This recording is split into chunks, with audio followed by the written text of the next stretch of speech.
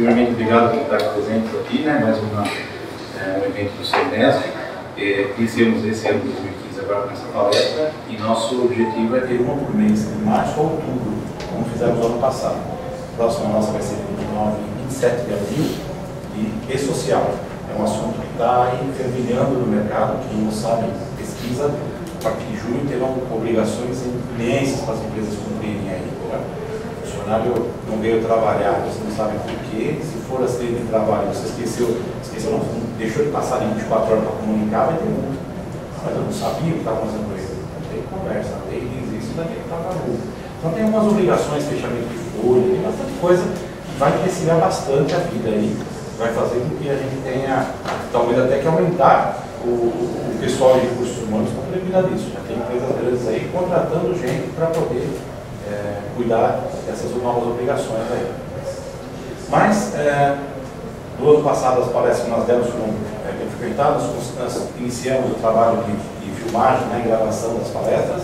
Essa está sendo filmada e vai estar à disposição no site, então depois vocês podem chegar na empresa e as pessoas que não puderam vir, que às vezes teve uma pessoa só da empresa, se você duas ou três escutar sobre um trecho importante, vai poder assistir, vai poder assistir pausadamente, então vai estar disponível também lá no site do Senesp. Essa parte que o Senesp está cumprindo é uma obrigação social dele, é uma obrigação estatutária. O sindicato tem que promover a melhoria do setor, com respeito a informações, a parte jurídica, a parte instrutiva, né, com respeito a recursos humanos e RH. Então essa primeira palestra do ano foi especialmente montada para pequenas empresas, pequenas e médias empresas, que estão começando a crescer e precisam se estruturar. E depois que cresceu, tem lá 70, 80 funcionários para estruturar, é mais caro. E sem contar as perdas que você tem no caminho com isso. Então, foi montada realmente pensando nisso, pensando em prover, mostrar para as pequenas empresas que elas podem fazer até o que as grandes empresas fazem. Plano de cargos e salários, fazer inscrição de cargos, já se preparar, porque quando você faz isso pequenininho, você tem 20, 30 funcionários, é mais fácil. Quando você tiver 70, 80, 100, 200, é mais complicado iniciar um processo desse. Se você começar agora, é só ir pensando, né, no teu arquivo aqueles documentos necessários. Daqui a pouco você tem estrutura para implantar um PLR. O PLR é uma coisa que está pegando muito, os outros sindicatos já estão brigando muito com os sindicatos patronais para implantar PLR para todas as empresas. Hoje alguns sindicatos têm os limites, acima de 100 funcionários, acima de 50, mas alguns já estão pegando firme nisso. É uma lei antiga que ainda está por deliberalidade, está deixando a discussão dos dois sindicatos para implantar. Mas nós estamos sentindo que isso é uma necessidade. E eu vejo o PLR não como um encargo da empresa. Bem implantado, ele é um incentivo para os funcionários de ajudarem a empresa a chegar nos objetivos. Agora, mal implantado, ele é um desagrado. O pessoal acaba, não deu, fizeram do jeito que não, sabe? Acaba desestimulando. Bem implantado é um estímulo, mal implantado é um problema. Então, é importante a gente se estruturar primeiro, cargos e salários, reduções de cargos, inscrição de cargos, e bem estruturadinho. Aí, quando você for implantar um PLR, por exemplo, está fácil. É importante. Ele vai trazer frutos e vai trazer benefícios para a empresa. Então, aproveitem bem aí a palestra, divulguem depois para as outras pessoas da empresa o vídeo, se mantenham informados dos boletins que a gente envia sobre as novas palestras que vão acontecer esse ano. Todo mês deve acontecer uma. A próxima já está marcada no 7 de abril social, como eu falei, tá? Então, novamente, muito obrigado e bem-vindos aí ao Senesp. Bom, gente, boa tarde. Eu sou a Marcilene, né? Nós somos psicólogas e quando nós começamos a falar atrás com as empresas, o que a gente percebeu? Que dentro das pequenas empresas, que normalmente são empresas familiares, tinha uma dificuldade muito grande de se implantar algumas coisas, que achavam que era muito difícil, que era dificultoso, que isso só servia para grandes empresas. E a gente entrou nesse universo e acabou descobrindo o quê? Que dá para fazer nas pequenas empresas, dá para fazer nas empresas familiares também. E a gente acabou se especializando nisso. Então hoje a nossa atuação dentro das empresas enquanto consultores é praticamente só pequenas empresas. Começou a ficar um pouquinho maior, a gente fala, bom, agora já tem um departamento, as coisas estão estruturadas, vocês conseguem caminhar com as próprias pernas e se precisar de alguma coisa a gente está aqui do lado de fora só para dar apoio. Então é esse o intuito. E a proposta de hoje é trazer isso que a gente conseguiu fazer ao longo desse tempo dentro das empresas. mostrar para vocês que é possível pegar aquilo que as grandes estão fazendo e vamos colocar isso dentro das pequenas. E para falar sobre o desenvolvimento, a nossa maneira de trabalhar sempre é com jogos. Então foi por isso que nós pedimos para vocês preencherem a mala, o que vocês vieram buscar. Porque o RH acaba sendo uma grande viagem, é um departamento mágico. Lá você trabalha com pessoas, por mais que você tenha regras, processos, fluxo, você tem pessoas lá dentro que têm sentimentos, que têm problemas, que tem bom humor, mau humor, acontece de tudo. E o RH tem que lidar com essa situação. Então não adianta a gente querer, o RH vai trabalhar isto. Não. Muitas vezes você se programa para fazer uma coisa e dentro do RH você está com pessoas lá dentro. Muitas vezes você tem que dar muito mais, o apoio do que virar para a pessoa e cobrar a pessoa de alguma coisa. Ela te oferece muito mais.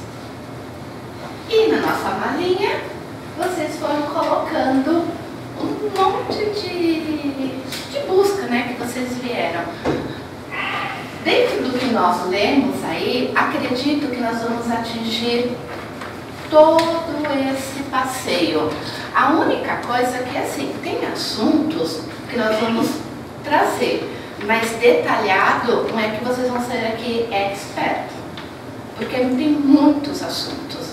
São o RH, a hora que vocês vão ver, ele é um departamento composto, igual tem nosso banner. Lá ele tem segurança do trabalho, lá ele tem a área de limpeza, lá ele tem a área de benefícios, lá ele tem a área de climas organizacionais, a área de benefícios eu já falei. Então assim, é um leque, então não dá para ser especializado daqui, mas sim, o que nós vamos, o nosso intuito é determinar um caminho. Olha gente, tem isso para percorrer. Qual é necessário, o que precisa, qual é a base, para depois ir correr. Como o senhor Carlos disse, para implantar o PLR, o que precisa? Primeira coisa, eu preciso saber a descrição de cargo. Se eu não tiver isso, o RH não vai para frente. Por quê? A base para qualquer coisa num departamento é a descrição de cargo. E nós vamos ver o porquê. Então, o RH seria o caminho para estar estruturando essa empresa, né? Quando a gente começa essa estruturação dela pequena, tudo fica muito mais fácil, muito mais simples. Depois, se a gente quiser fazer isso quando ela já estiver grande, isso vai ser mais complicado, é mais custo sim, e se a gente fizer uma análise, a gente teve muitas despesas ali nesse decorrer do caminho que não era necessário. E o que nós percebemos, né? Estudando um pouco de ISO, né, fazendo os cursos, nós percebemos o quê? Porque dentro do RH tem muito a ver com a parte de organização através da ISO. Porque você vai criar procedimentos. Para que eu vou criar procedimentos no RH? Eu vou criar procedimentos para atender a minha folha de pagamento, tem que fazer isso. Só que automaticamente, quando o RH cria processos para ele, o que ele faz? Ele vai se meter na área dos outros. Ou ele vai ajudar o outro departamento, porque para ele ficou fácil. Então, automaticamente, a qualidade acaba surgindo pelo RH.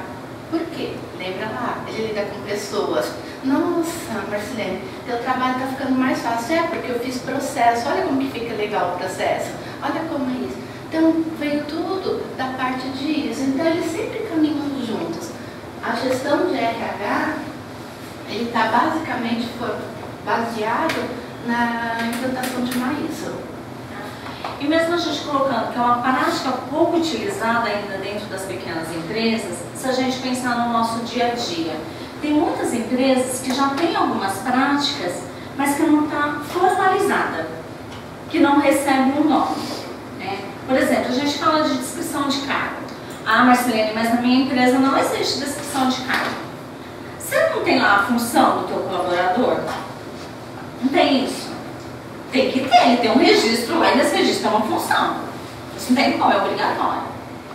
Aí quando o colaborador chega, que vai começar a trabalhar, não é dito para ele, olha, a gente espera que você faça isso. O que é isso? Já é uma descrição de cargo. Tá? Só que às vezes a gente não coloca no papel, a gente não dá esse nome. Mas através de pequenas medidas, tem como a a gente implantando isso? Né? E a partir daí, para virar uma ISO, também está fácil.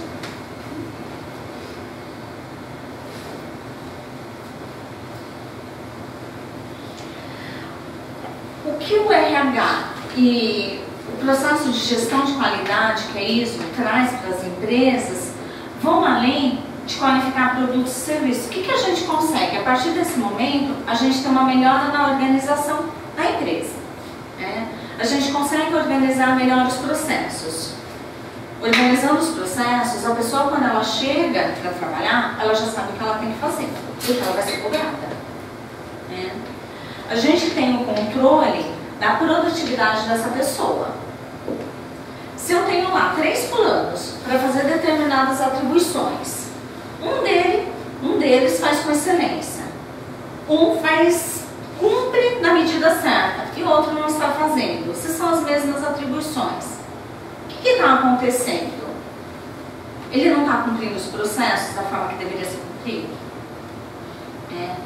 Ele é mais lento que os outros para fazer? Ele não tem interesse de trabalhar nessa área? Ele gostaria de estar fazendo qualquer outra coisa da vida dele?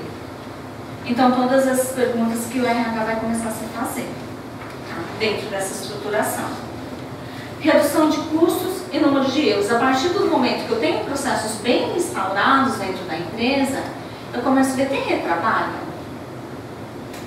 Tem uma empresa que a gente pegou para fazer consultoria, o que acontecia? Um mesmo processo passava na mão de 5 pessoas. No final, muita gente coloca a mão, o que acontece? Não acontece, né? Não acontece, tem um monte de erros. A gente estudou o processo como inteiro, quem colocava a mão naquilo. O que a gente percebeu? Tinha vários retrabalhos ali. Quando tinha algum erro, as pessoas ficavam naquele jogo de empurra-empurra, não fui eu, e não estavam preocupados no processo. O que tem de errado dentro desse processo?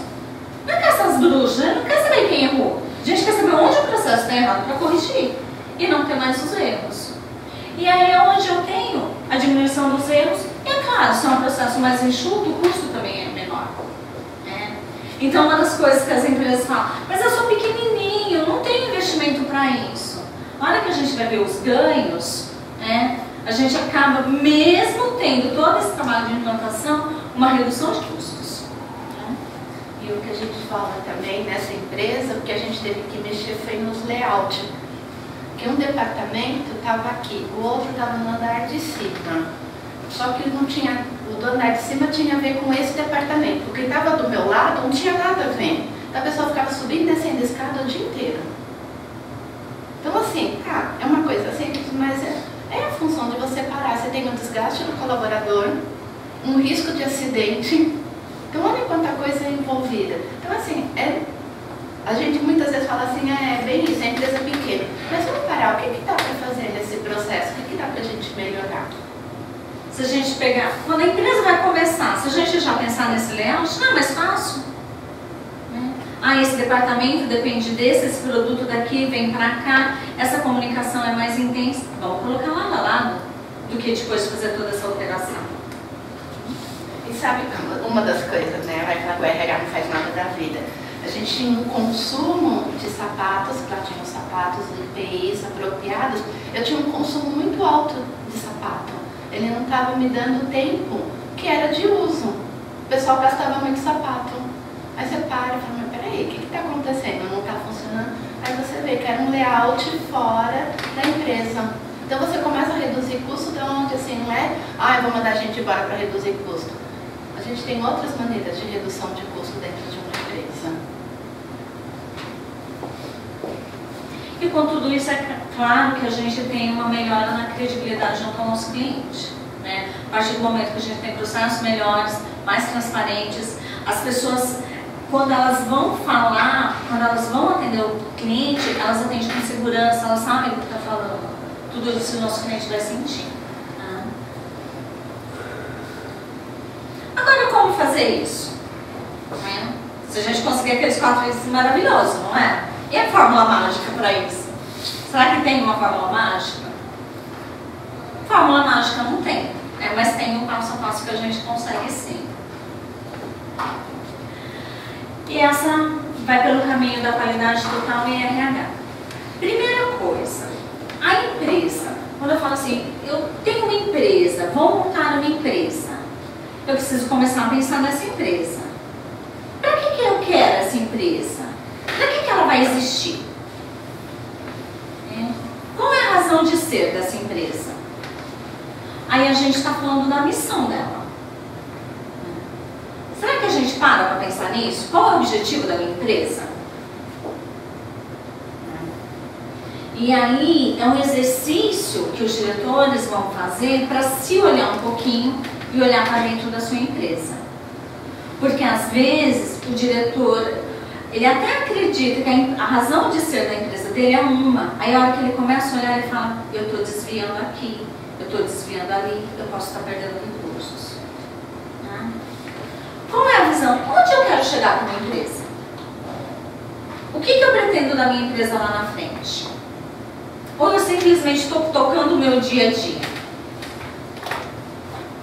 Então a gente também precisa parar e pensar. Né? E quais são os valores que norteiam a minha empresa? O que não é negociável aqui dentro? Como que eu vou tratar meus colaboradores, meus clientes? Como que vai ser minha relação com a comunidade? Eu vou usar todos os recursos que a minha comunidade tem? Eu vou investir nessa comunidade que está aqui do meu lado em relação à mão de obra? Se for algum recurso natural que eu vou usar dessa região, eu vou dar algum retorno para a minha comunidade ou não? Então tudo isso a gente vai ver na identidade da empresa. E isso é um trabalho de diretoria, de gerência. Tá? A partir daí, qual que é o organograma? Como que eu vou estruturar? Quais os departamentos que eu vou ter? Vou precisar de líderes dentro desse departamento? Ah, nesse aqui eu preciso, mas nesse não. Qual o estilo de liderança que eu preciso? É uma empresa que trabalha com profissionais mais maduros? É uma empresa que tem muitos jovens? Qual é a linguagem que eu vou falar com esse pessoal? Né? E eu preciso começar a pensar, dependendo dos colaboradores que eu tenho que ter um estilo de liderança para falar uma linguagem que penetra ali naquela turminha. Né? Principalmente quando a gente pensa na geração que está no mercado de trabalho. Né? Alguns de nós pertencem à geração X, mas a gente tem a geração Y, a geração Z entrando nesse mercado de trabalho. Dá para usar a mesma linguagem? Então a gente está pensando tudo aqui nessa identidade da empresa. Né? E a partir daí, o que eu tenho de apoio? Os procedimentos, que aí a gente pode encarar isso como instruções de trabalho, tá? Que é onde a gente descreve o que é feito, como POPs, que é procedimento operacional padrão, como fluxograma. POP é interessante, eu estou começando um trabalho agora, faz uns 2 meses que eu estou numa empresa, tem 15 funcionários lá. Né? Como que é a empresa? Esposa e marido, começaram com um negócio muito pequenininho, o negócio está dando certo, está crescendo. Eles falaram, Marcelene, eu preciso estruturar. Eu estou vendo que por enquanto a gente está tendo controle, mas daqui a pouco não tem mais. Né? Falei, tá bom, vamos começar o trabalho.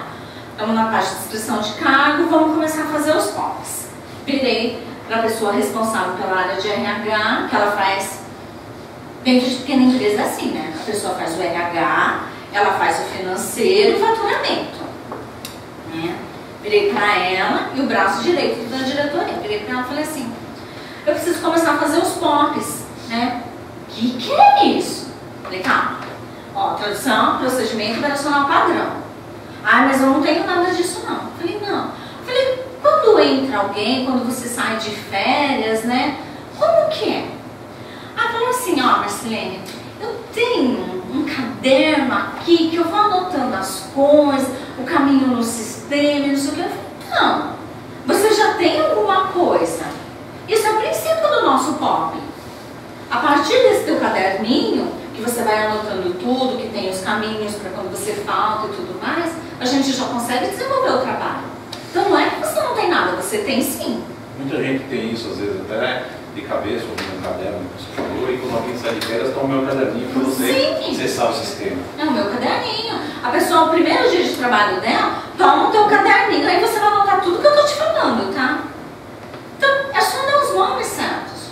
O fluxograma. O fluxograma, normalmente não são todas as empresas mesmo que tem. O fluxograma ele é composto de figurinhas padrão, cada figurinha tem a sua simbologia e tudo mais. Mas é a partir do POP que a gente monta um fluxo.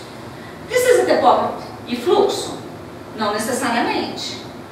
Para algumas empresas, dependendo da equipe, a gente só desenvolve fluxo. Para outras é só POP. Dependendo da empresa, vai fazer os dois. O que vai definir? Quais são as pessoas que tem ali que vão utilizar esse material? Tá? A descrição de cargo. É aquilo que a gente já comentou um pouquinho com vocês. E para frente a gente vai ver um pouquinho melhor, que são as atribuições do colaborador, quais são as habilidades que ele precisa para desempenhar aquela função. E os manuais. Né? Manual que a gente precisa ter. Manual de integração. Outros manuais vêm como apoio. Tá? Mas a gente vai entrar neles daqui a pouco.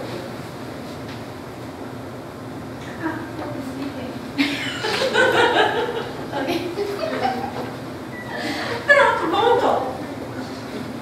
Gente, psicóloga é isso. Ou eu. Recursos humanos, né? Vamos falar agora, entrar aqui. A gente deu uma explanada sobre a questão de qualidade, quais são as ferramentas, quais são os materiais que a gente precisa. Aí, o que isso tem a ver no recursos humanos? O que representa, né? A gente fala, é RH, mas a responsabilidade.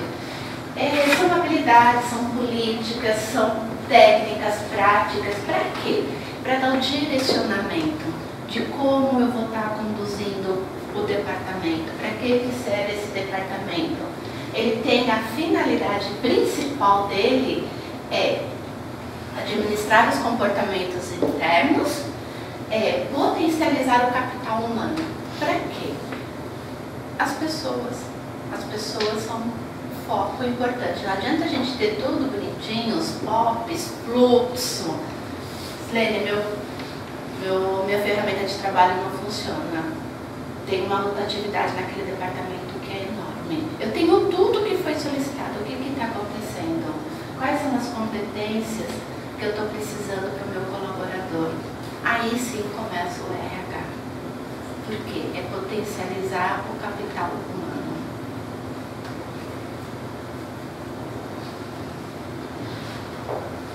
O RH, ele sempre vai ter que ser pensado dentro de uma empresa junto com o planejamento estratégico.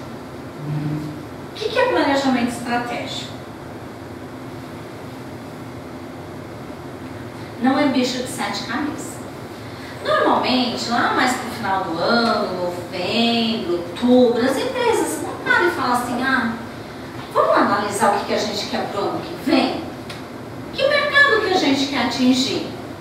Quanto que a gente quer aumentar o nosso faturamento? Nós vamos lançar um novo produto? Vamos fazer a reforma do nosso prédio ano que vem. Não é colocado alguns assuntos assim em pauta? Isso é planejamento estratégico. De uma forma mais simples? Sim, de uma forma mais simples. Mas isso é planejamento estratégico. O que eu quero para o meu ano seguinte? Com base na avaliação que eu fiz desse ano, o que esperar do ano seguinte? E é claro, dependendo da complexidade desse planejamento, há um mercado que eu atuo, vai ter eleição, vai ter COP, não sei o que, tem todas essas influências. Tá? Uma vez eu defini quais são as minhas metas para o ano seguinte, quais são os produtos, qual é a região que eu vou atuar e tudo mais, o que eu preciso começar a pensar? A mão de obra que eu tenho hoje dentro da empresa, ela é suficiente para eu atingir esses objetivos? O número de colaboradores que eu tenho é suficiente? As pessoas que eu tenho aqui dentro, elas estão preparadas para esse novo produto? Elas estão qualificadas? Se houver uma mudança radical, esse grupo de colaboradores, como ele reage a mudanças? É essas perguntas que eu vou me fazer. É muito difícil isso no dia a dia? Talvez se a gente parar e pensar nisso, nesse linguajar, possa ser. Mas se a gente, a hora que está lá, tomando um cafezinho, chega o fulano lá, dona Marcilene, você acredita que minha esposa quis mudar arrumar tudo na minha casa esse final de semana, eu não sei para que ela quer trocar as coisas de lugar. As coisas sempre no mesmo lugar ficam tão boas. Eu já estou fazendo a avaliação desse fulano. Esse fulano, se ele tiver mudanças, ele pode me dar problema. Então onde que eu vou alocar esse fulano? Num setor que tem direto mudanças ou num setor que a rotina é mais constante? Que os procedimentos precisam sempre ser feito tudo da mesma forma e não pode sair daquela linha. A gente faz isso. Sem perceber, mas faz. Faz, é sem perceber. Tem gente que gosta da rotina e tem gente que não gosta da rotina. Exatamente. Então o que eu vou fazer? Eu vou pegar o fulano que não gosta da rotina e vou pôr ele para fazer todo dia a mesma coisa? Eu vou perder um funcionário que pode ser excelente. Então esse olhar que a gente tem que ter.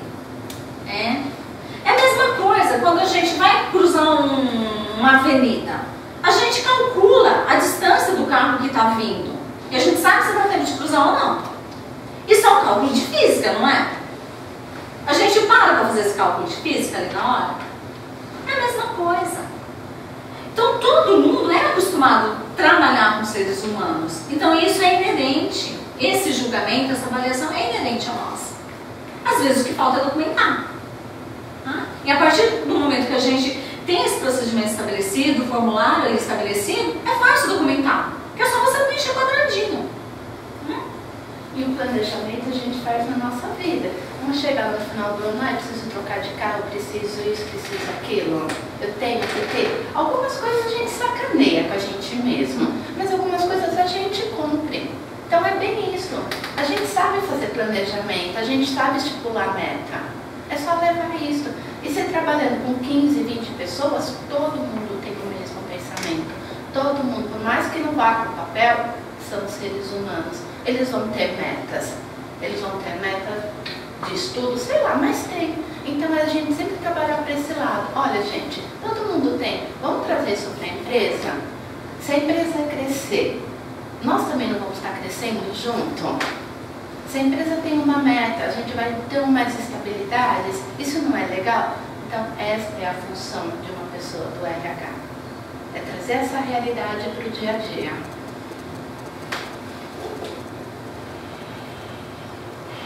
E aqui a gente vai entrar um pouquinho mais no RH meio que dividido, né?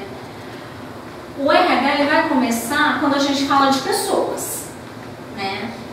E as pessoas para entrarem dentro da empresa é a parte de provisão de recursos. Então, o que? É o processo lá, como que eu vou atrair essas pessoas para dentro da minha empresa? Como que eu vou fazer esse processo de recrutamento, de seleção? Que é a base. E um processo de recrutamento e seleção bem feito pode me evitar problemas no futuro. Primeira coisa, eu tenho descrição de cargo, vocês vão ver a todo momento. Então eu tenho uma descrição de cargo. E a partir dali eu sei o que esse novo profissional vai fazer dentro da minha empresa.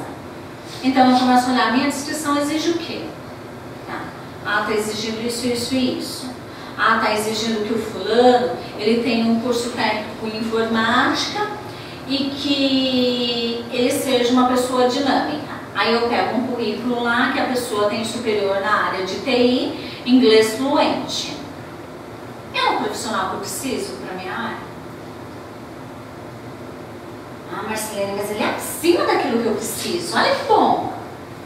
Olha que bom, ele vai entrar, vai se desmotivar, vai ficar 1, 2 meses e vai embora. Você teve trabalho para fazer esse recrutamento, que demanda tempo, né? Você teve trabalho para treinar e talvez no momento que ele pudesse te trazer resultados, ele está indo embora. Aí você tem custos com a demissão dele. E ainda desmotiva o resto da equipe, começa a perceber a rotatividade e ninguém para aqui na empresa. Exatamente. Qualificado demais. Exatamente. Então a gente tem que tomar muito cuidado com essa qualificação. A gente já se deparou com muitos casos da empresa supervalorizar a vaga, querer uma qualificação muito além daquilo que de fato o profissional ia desempenhar no dia a dia. Então esse não é o caminho. A partir daí a gente tem entrevista inicial e final e a gente pode entrar com algumas outras ferramentas, que é avaliação psicológica e avaliação técnica. Tá? A avaliação psicológica sempre vai ser exigido que seja realizado por um profissional da área de psicologia. Isso é reservado ao profissional de psicologia, não pode ser uma outra pessoa. A avaliação técnica. Você pode pegar um gestor lá do departamento ou aquela pessoa que tem mais conhecimento dentro daquela área e preparar uma provinha teórica. Né? Ou preparar um cenário que o fulano vai lá e precisa resolver um problema dentro da tua empresa. Né? Isso é muito comum, costuma ter um baixo custo para as empresas. Né? E aí, o que facilita? Eu estou trazendo um profissional que eu sei que ele vai ter uma maior facilidade de adaptação dentro da minha empresa. Isso é um ganho para a empresa, mas é para o profissional. Não é frustrante a pessoa, vamos se colocar no lugar do outro. Ela começa lá, começa a trabalhar, vai 1, 2, 3 dias e vê que não é nada daquilo. Vê que explicar o serviço de uma forma, mas é de outra. Então esse teste, essas perguntas teóricas, da parte mais técnica de desenvolvimento do trabalho também, serve para ela perceber qual o cenário que ela está entrando dentro daquela empresa. Tá? Uma coisa importante ser dita aqui. Quem resolve quem vai ser contratado na empresa? É a pessoa do RH? Para as empresas que têm o RH? É o dono da empresa? Quem é? As pequenas normalmente é o dono da empresa. Se o RH não tiver autonomia. Então, nas pequenas, normalmente é o dono da empresa. Porque é o dono da empresa que normalmente é o gestor da pessoa. O RH, ele vai indicar quais são as pessoas mais apropriadas para a vaga. Só que a palavra final é daquele que vai estar todo dia junto com ela. Se eu fizer uma contratação de uma pessoa, ela pode ser excelente, mas se eu não fui com a cara desse fulano, a vida dele aqui dentro não vai ser fácil. E aí a vida dele aqui dentro não é fácil, eu posso perder a minha equipe. Então é muito importante ter empatia entre o gestor e essa pessoa que está entrando na empresa. Contrariar o gestor nesse momento, eu posso ter sérias dificuldades com a minha equipe depois. Tem algumas coisas que só acontecem quando a empatia está ali inerente. E nós temos também a questão do processo de seleção. Lembra que nós falamos qual que é a cultura da empresa, qual é a meta, missão e valores? Esse candidato que vai estar entrando na empresa, ele tem que estar de acordo com isso. Então o RH tem que ter muito bem definido na mente dele qual é a missão, visão e valores da empresa. Independente de religião, do que for, mas cada empresa tem o seu pormenor. Nós temos uma empresa que todos são evangélicos e ouve músicas evangélicas o tempo todo. Adianta eu pôr alguém de outra religião? A pessoa vai ter dor de cabeça, ela pode ser perfeita no currículo dela, ter tudo que eu preciso, mas na hora que chega na etapa de religião, eu tenho um problema, a pessoa não fica. Aí o dono virou pra gente e falou assim, mas por que o pessoal não fica na minha empresa? Os currículos. Por causa disso. Aí nós trabalhamos com ele em cima disso, porque ele ia sempre pegando aleatório. Então foi uma das maneiras que quando ele chamou a gente para trabalhar. Como era o processo? Era um detalhe da religião. Então a gente também, na hora dessas entrevistas, desses testes, a gente precisa tomar cuidado. Tomar cuidado o que minha empresa precisa. Qual é a cultura que corre dentro da minha empresa? Minha empresa trabalha de sábado, não trabalha de sábado. Minha empresa precisa ficar até mais tarde. Precisa ficar até mais tarde. A pessoa estuda. Eu não tenho problema com a pessoa. Então são os detalhes. Às vezes a gente vê o currículo e a gente fala, nossa, é a pessoa ideal. Só o que acontece? A pessoa também não fica. Por quê? Porque a gente foi se perdendo nesse detalhe. Eu preciso analisar, inclusive com qual pessoa ela vai atuar. Tem um outro caso de uma empresa que a diretora de lá, ela fala muito alto com os colaboradores. O tom de voz dela é muito alto. Se eu pôr uma pessoa muito sensível, o que vai acontecer? É muito delicada, essa pessoa vai achar que está gritando com ela. Mas não está gritando. Ela fala assim com todo mundo, é o jeito dela, é característica dela. Então, esses detalhes da cultura formal e informal da empresa, a gente precisa ter muito bem delineados. Tá? Senão, é só um processo seletivo um em cima do outro, como o Carlos falou, gera desgaste para a empresa, para os funcionários, perde credibilidade. Tá? E aí, o que a gente sempre fala para o candidato? Não tem candidato que foi reprovado.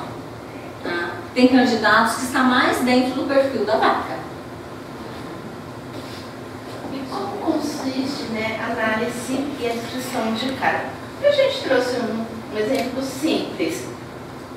Mas o que é importante, né, de você prestar atenção? Eu tenho lá competências técnicas, eu vou catar a descrição de o currículo da pessoa, vejo o que ele tem lá, tal. Acredito que tem. Tudo bem, isso é fácil. Mas o que está por trás disso nessa descrição de cargo? Essa descrição de cargo que vai dar base para tudo, é aquilo que a Má falou. O PLR, ele é baseado aqui nessa descrição de cargo. Então, a descrição de cargo tem que ser muito bem feita. Eu tenho, o que eu preciso melhorar na minha descrição de cargo? Como eu posso melhorar? Quais as informações que eu preciso ter nessa descrição de cargo? Aí a gente vai lá para ISO. Tudo isso dentro de uma ISO é considerado matriz de competência. É a mesma coisa. Só que só tem um nome mais bonitinho, matriz de competência.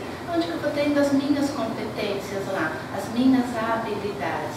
Ah, Silvia, mas eu posso pôr isso na descrição de cargo? Pode. Você pode deixar na descrição de cargo. Mas é só para a gente ver essas comparações. Que às vezes tem uns nomes lindos, bonitos, mas na real é a mesma coisa que você já faz no seu dia a dia. Só é separado em formulários com um outro nome. E aqui na descrição de cargo a gente acaba identificando umas nuances, né? Por exemplo, eu tenho um técnico de informática que ele vai atuar nos meus clientes externos. Né? Aí eu posso começar a imaginar o que eu vou precisar. Né? Que é a descrição das habilidades. Ele precisa ser habilitado? Como que ele vai para os meus clientes? Precisa ser habilitado. Né? Como que essa pessoa reage diante de trânsito? Né? Qual é o ambiente de trabalho que ela gosta? Ela gosta de um ambiente mais agitado? Ela gosta de um ambiente mais sossegado?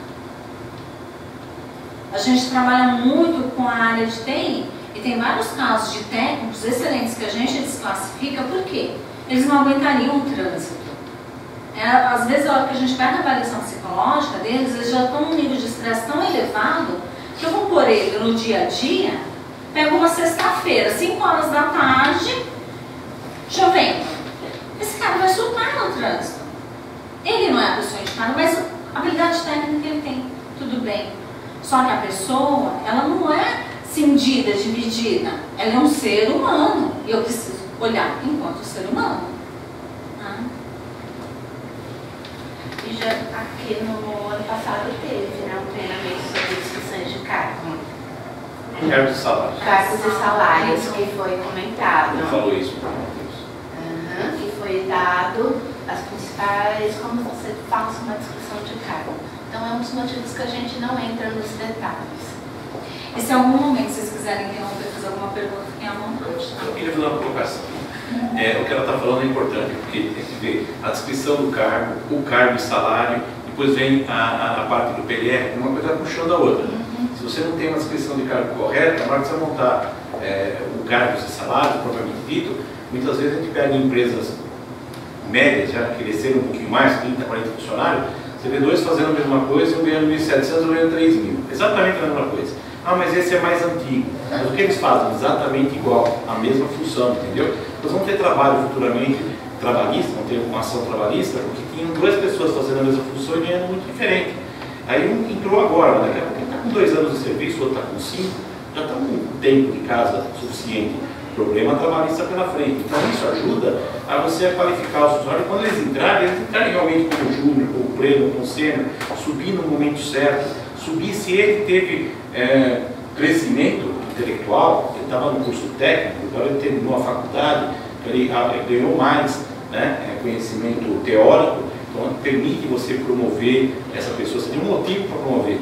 Porque muitas vezes as empresas pequenas, as promoções são meio subjetivas, né? Olhou para o Quando o camarada é um bonzinho, ele colabora comigo, ele chega cedo, ele sai tarde, promove ele. Entendeu? Ele nunca chega atrasado. Ai, que bom, né? Mas ele rola o dia inteiro. Exato, tem essas coisas. Então, a descrição de cargo é uma das coisas que, quando nós implantamos na nossa empresa lá, há bastante tempo, no começo, para ser sincero, eu olhei com o meio torto, vai ajudar isso daí, entendeu? Aí o pessoal insistiu bastante, e implantou e funcionou, e eu já estou vendo a coisa funcionar. É uma experiência que eu posso passar. Não tinha, alguns anos atrás, aí uns 3, 4 anos começamos a implantar isso. Hoje tem resultado. Não vai fazer uma admissão, você pode mandar uma pessoa fazer uma entrevista baseada naquilo. Eu quero essas atribuições. E até no nosso setor, na nossa área, principalmente na área de TI, a maior parte das empresas que são no setor de TI, a gente vê que um currículo muito bom, cara, formado na FIAP, em tecnologia de redes, etc., você dá um notebook para ele, com a placa de rede desconfigurada, ele não configura. E muitas vezes um garoto do técnico, saindo do técnico, que nem fosse em casa, nunca trabalhou. Ele pega o notebook, ele configura a placa de rede, ele configura o wireless, ele configura tudo e sai funcionando. Então, é isso que às vezes, não é só o currículo, não é só a formação. Às vezes esse teste que ela falou, técnico, é muito importante as empresas aplicarem. Aquele basiquinho, entendeu? Top, um computador desconfigurado, configure para mim. Básico. Se ele passou por aí, já passou pela primeira fase. Uma coisa importante também, de descrição de cargo, igual o Carlos falou, que muitas vezes a gente pega nas empresas as pessoas com a mesma função e salários diferentes. Tá? O que a nossa legislação fala? A gente não é a nomenclatura do cargo, são as atribuições que a pessoa tem. Se eu tenho 2 pessoas dentro da empresa fazendo exatamente a mesma coisa, o salário tem que ser igual. Tá? E por essas promoções que são muito subjetivas, a gente acaba tendo esses problemas. Então isso a gente precisa fazer um alinhamento. E isso o impacto trabalhista é muito elevado. A gente tem que olhar bem crítico sobre isso. E no E-Social, uma das grandes questões é a descrição de cargo. É o que vai pegar no E-Social. E tudo está baseado em cima do que a pessoa fala, no código, como está lá no CBO, vai estar em cima da descrição de carga, porque você vai ter que mandar você vai digitar um rascunho do que o teu profissional faz. Você conhece o CBO? Quem não conhece o CBO, não ouviu falar? Entra no Google, coloca lá CBO e vai para a página do Ministério do Trabalho, onde tem a tabela toda do CBO. Dê uma pesquisada lá, coloque o nome de umas funções, de auxiliar de escritório, de técnico de programação, assim, e tentem ler lá dentro. Basicamente é um modelo parecido com esse, mas vocês vão se espantar quando vocês vão ver lá. Lá dá até o conhecimento técnico intelectual que se espera daquela função. E é isso que o E-Social vai amarrar vocês ao CBO. Cada funcionário é ao CBO. Então você tem 2 funcionários no mesmo CBO, um ganhando 1.000, ganhando 3.000. Isso vai, entre aspas, vai dedurar, né? Que existe alguma coisa errada ali. Lá vem a escola do trabalho no meio sentido para vocês. E a descrição de cargo também, acho que quando bem feitinha de conhecimentos de todos, ajuda até na hora que o funcionário vem pedir aumento, né? Sim. Depois, quando isso já está na cultura da empresa, acho que eles entendem o conhecimento, que ele está naquela função, porque ele tem aquela capacidade técnica, e ele sabe aonde ele precisa evoluir para assim ter argumento caso surja uma vaga, né? Então lá também já aconteceu assim, da descrição ajudar bastante nesse argumento. Aqueles mais afobadinhos. O que eu preciso fazer? Aqueles mais afobadinhos que então depois de 3 meses já, quero subir de cargo, o que eu preciso fazer? Tá aqui. E aí tá longe, às vezes, dele conseguir. Às vezes até na descrição de cargo que ele tá, ainda falta algumas competências para ele se aprimorar, né? E aí lá ajuda até nesse argumento. Lógico, aqueles afobados que não entendem, que não querem, acham que estão sendo injustiçados, mas muitos não, é legal, eu tô aqui, eu preciso me profissionalizar nessas competências, ainda crescer nisso, para aí sim mudar de cargo. Eles comem atrás. Às vezes o profissional está num momento de escolher um curso, né, Simone? Eles chegam lá pro RH e falam assim, o ano que vem eu quero começar uma faculdade.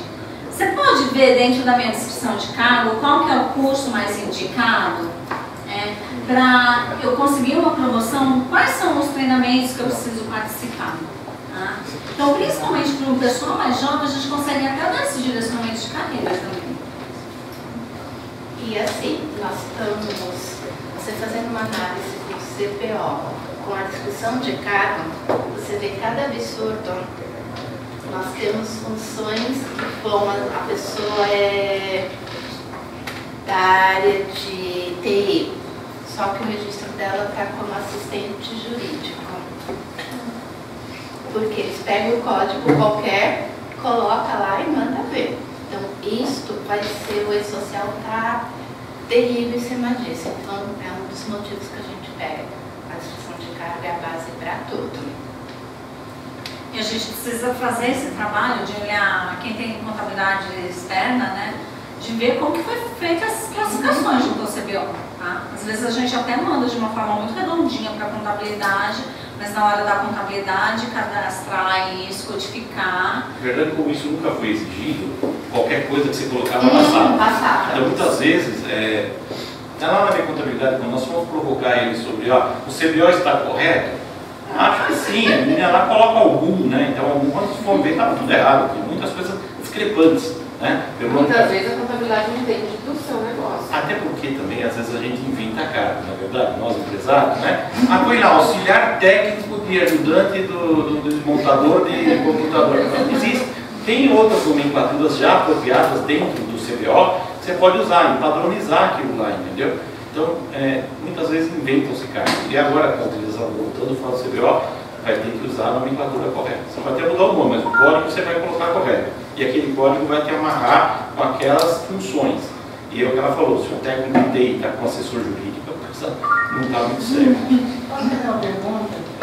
No caso da função do Estado do padrão do CBO, existe a possibilidade de mudanças? Sim, claro, correção a qualquer momento. É tranquilo. Como se dizer. Não só pode, deve. Deve, entendeu? Então, uma das preocupações que a gente tinha nessa empresa, assim, nessa discrepância, ia dar algum problema na GARI, na folha do recolhimento do anual, na RAS. Então a gente estava, aí foi feito, não vai afetar, mas você faz toda uma apanhada geral e muda numa. Você consegue fazer as coisas. Aí, uma vez que as pessoas estão dentro da empresa, por que as pessoas trabalham? Salário, né? A gente espera sempre que não seja só por conta de salário, né? Então, é um motor muito importante, né? Então, como que a gente recompensa essas pessoas? Que levantam cedo, que vão para a nossa empresa, que dedicam todo aquele tempo lá para a nossa empresa, né? E aí é onde entra o plano de carreira, né? Então eu vou contratar o fulano, né? E no início eu vou falar assim, você terminou a faculdade agora, você está saindo do teu curso técnico, teu primeiro emprego, então você vai começar aqui dentro da minha empresa, mas tem esses degraus que você pode percorrer, né? E o que a empresa oferece? A empresa oferece treinamentos, a empresa oferece tais benefícios, né? Alguns às vezes obrigatórios por leis, outros não, porque a própria empresa já fez o estudo e viu, se eu oferecer esse benefício, eu vou ter esse retorno do meu colaborador, né? Eu tenho uma empresa que ela oferece café da manhã de manhã e à tarde. Uma não, tem várias. Né? Por quê? Ela é boazinha, o fulano para 15 minutos para tomar café de manhã e à tarde. Marcilene, mas depois ele volta com a corda toda. Ele volta mais animado, a cabeça dele já deu uma refrescada, ele consegue pensar melhor nas soluções. Então o RH tem que ter esse olhar. A gente estava com um cliente que estava com um problema muito sério de nível de estresse no atendimento de suporte. Fizemos todo um levantamento lá. O bom é que assim, a gente sempre procura apoio também nas ferramentas psicológicas. Então a gente acaba tendo alguns indicadores disso. Aí realmente, nível de estresse elevado. Sentamos com o gestor da área. Olha, a gente precisa que esse pessoal tenha um intervalo aí. Mas eles trabalham entre 9 e saem meio-dia já para almoçar e não sei o quê. Começamos a negociar 10 minutos. Vamos fazer um teste, um mês? 10 minutos você vai dar para eles. Tá? A gente faz um esqueminha para sair só um de cada vez e não sei o quê. Um mês. Aí você me fala o resultado. Se der certo, vamos implantar. Não precisamos nem fazer um estudo detalhado no final de um mês do resultado tão bom que foi. aumentando o nível de atendimento, o funcionário começou a trabalhar melhor, mais feliz, de uma forma mais leve, e os clientes começaram a elogiar o pessoal que estava fazendo atendimento. Medida simples, 10 minutinhos de manhã, 10 minutinhos à tarde. Então é isso que a gente fala, tem algumas coisas muito simples que dá para fazer. E é um suporte pequeno, são 4 pessoas e atende uma média de 600 a 800 ligações mês. Mas o quê? Ah, mas vai perder 10 minutos? Não, ganharam 10 minutos de manhã e ganharam 10 minutos à tarde. Então, essa parte de recompensar pessoas, a gente sempre aconselha que as empresas definam dentro do manual de cargos e salários. O que é isso? É um documento que é feito, né? Ali está descrito qual é a política de cargos e salários da empresa, né? Quando que eu posso dar aumento para o meu funcionário? Eu posso dar todo mês? Cada 4 meses, 6 meses, 1 ano? Não sei. Né? A área de TI, muitas áreas colocam em torno de 1 ano para dar promoções para os funcionários. Dentro da área de TI, o que a gente acabou percebendo? Que às vezes a gente não consegue reter o profissional por 1 ano, se a gente não recompensá-lo antes. Então a gente precisa parar e olhar esse profissional um pouco antes, senão ele vai embora. Principalmente se a gente está trabalhando com uma equipe jovem. Ah, mas vai ser aleatório isso? Não. Dentro do meu manual de cargos e salários eu vou definir essa política. Porque aquilo que serve para aquele bonitinho de olho azul vai servir também para aquele outro que acabou o seu curso técnico agora. Então, se há 4 meses que eu defini, há 4 meses para todo mundo. Se é 1 ano, é 1 ano para todo mundo. Tá? E aí eu começo a ter as políticas da minha empresa muito mais claras. Né? Não tem mais aquela tendência do gestor gostar mais de um ou mais de outro. E como que eu dou promoção? Ah, o fulano chega cedo todo dia, vai embora à tarde, o que eu peço para ele fazer, ele faz? Ah, se você anda pedindo muito para ele fazer as coisas, é porque ele não faz o que ele tem que fazer, né? Senão não precisa ficar pedindo toda hora. Então, tudo isso a gente documenta através da avaliação de desempenho, que é um formulário que a gente preenche, é desenvolvido com as características da empresa, e a gente preenche. Ah, fulano, que nota que ele merece nisso? Ah, ele merece um 8. Tá, por que 8? Ah, porque assim, me explica uma situação que ele foi assim. Então a gente começa a treinar o gestor para ele ter um olhar crítico em relação ao funcionário. E não ser do gosto ou não gosto. Ele é bonzinho ou ele não é bonzinho. E sim falar da competência daquele profissional. Feita uma avaliação de desempenho bem feita, o RH também faz os levantamentos lá. Se é um profissional que sempre chega atrasado, tem muita falta, um monte de atestado, é hora de eu dar promoção para ele? Então é feito todo esse levantamento, ou de repente o RH tem uma informação lá que ele resolveu fazer curso de paisagismo. Tanto curso ele vai fazer. Então é feito todo esse levantamento, ó, realmente a avaliação dele é favorável, ele merece a promoção sim, para o cargo que ele está indo, de acordo com a descrição de cargo, falta isso, aquilo e aquele outro. Aí é feita a análise. Vamos esperar ele cumprir tudo isso ou não? A gente dá a promoção com essa ressalva que ele tem um prazo de 2 meses para cumprir isso, de 3 meses. Tá? Então é todo um processo muito bem estruturado e documentado.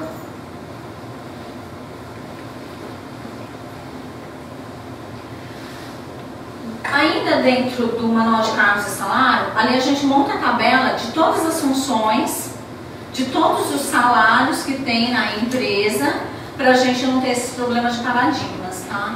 De ter 2 pessoas executando a mesma coisa com salários diferentes.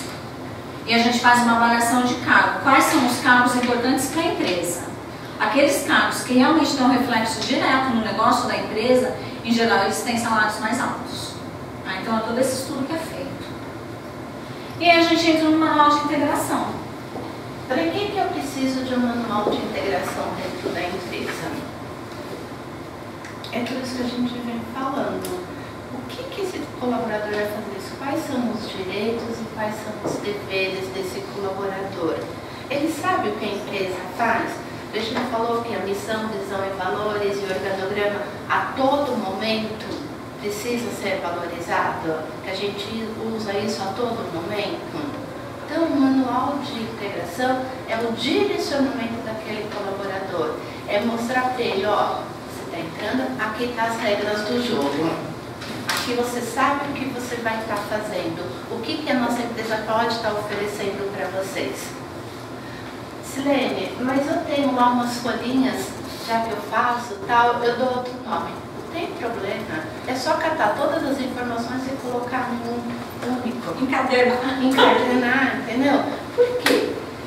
A grande coisa que a gente fala, o principal de um manual de integração é ter essa fichinha do colaborador ali, ó. Para ele assinar que ele está recebendo isso, que ele está se comprometendo em cumprir aquelas normas. Por quê? Normalmente, acredito que na empresa de ninguém mais, sabe, bem ilusório isso, houve aquilo, mas eu não sabia. Nunca aconteceu isso. Nunca aconteceu isso, né? Eu sei. Precisa chegar no horário, mas nunca ninguém me falou isso. Não. Então, aí o que vem? Eu não sabia. Sabia sim. Olha lá o manual. Lembra que a gente sentou, a gente leu, a gente conversou sobre... Mas é tipo regulamento interno. É os nobres. Regulamento interno, manual de colaborador. Muitas vezes faz um manual desse daí, dá para o funcionário ler e fala, mas é óbvio que está aqui. Não basta assinar, saber que é óbvio, né? Por exemplo, ele fala que não sabia. E isso daí, desculpa interromper de novo, mas eu consultei a nossa assessoria jurídica, inclusive o sindicato, como nós falamos um dia disso na reunião do sindicato, eles falaram, é bom ter realmente um regulamento interno, é bom tornar isso visível ao funcionário, para que ele assine, até para o programa de trabalho futuro, alguma coisa específica da empresa, regras de sigilo, informações. Nós, de profissionais de TI, trabalhamos com senhas, com bancos de dados de clientes importantes.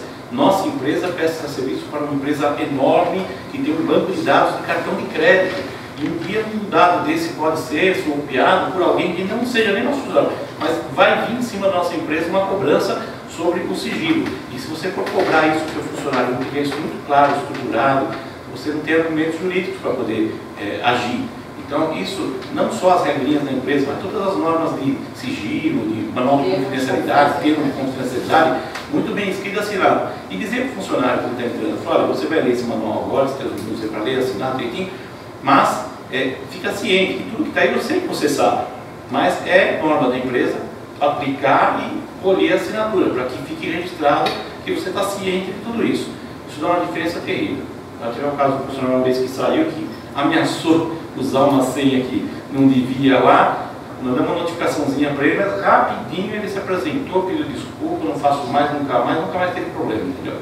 Porque tínhamos documentado, tinha isso daí, então facilmente o jurídico mandou uma cartinha, nem foi uma notificação, e rapidamente foi resolvido. Mas isso é uma recomendação, não é uma obrigação. Não é uma exigência legal. Não, não é uma exigência legal, não. Para você lá na frente tomar uma atitude qualquer, você tem que seria bom que você tivesse isso, não é que você tem que ter. Tem vários modelos já prontos, assim, que dá para usar bastante e adaptar, né? Tem vários modelos prontos. Uma coisa assim fundamental, a gente colocou como manual de integração. Vamos colocar aqui o regulamento interno, né? A gente não pode sobrepor a legislação. Então, primeiro, tudo que está dentro desse manual tem que estar sendo observado pela CLT, né? Que seria o que rege a nossa parte trabalhista. Depois disso, a gente não tem a convenção. Também, tudo que está na convenção tem que ser respeitado aqui. Tá? E é claro, aí acho que nem preciso falar, não pode ter absurdos. Então, assim, qual que é a política de uso de internet da empresa? Você pode colocar isso dentro do teu manual de integração, né? Termos de confidencialidade de dados, pode ter aí dentro do teu manual, né?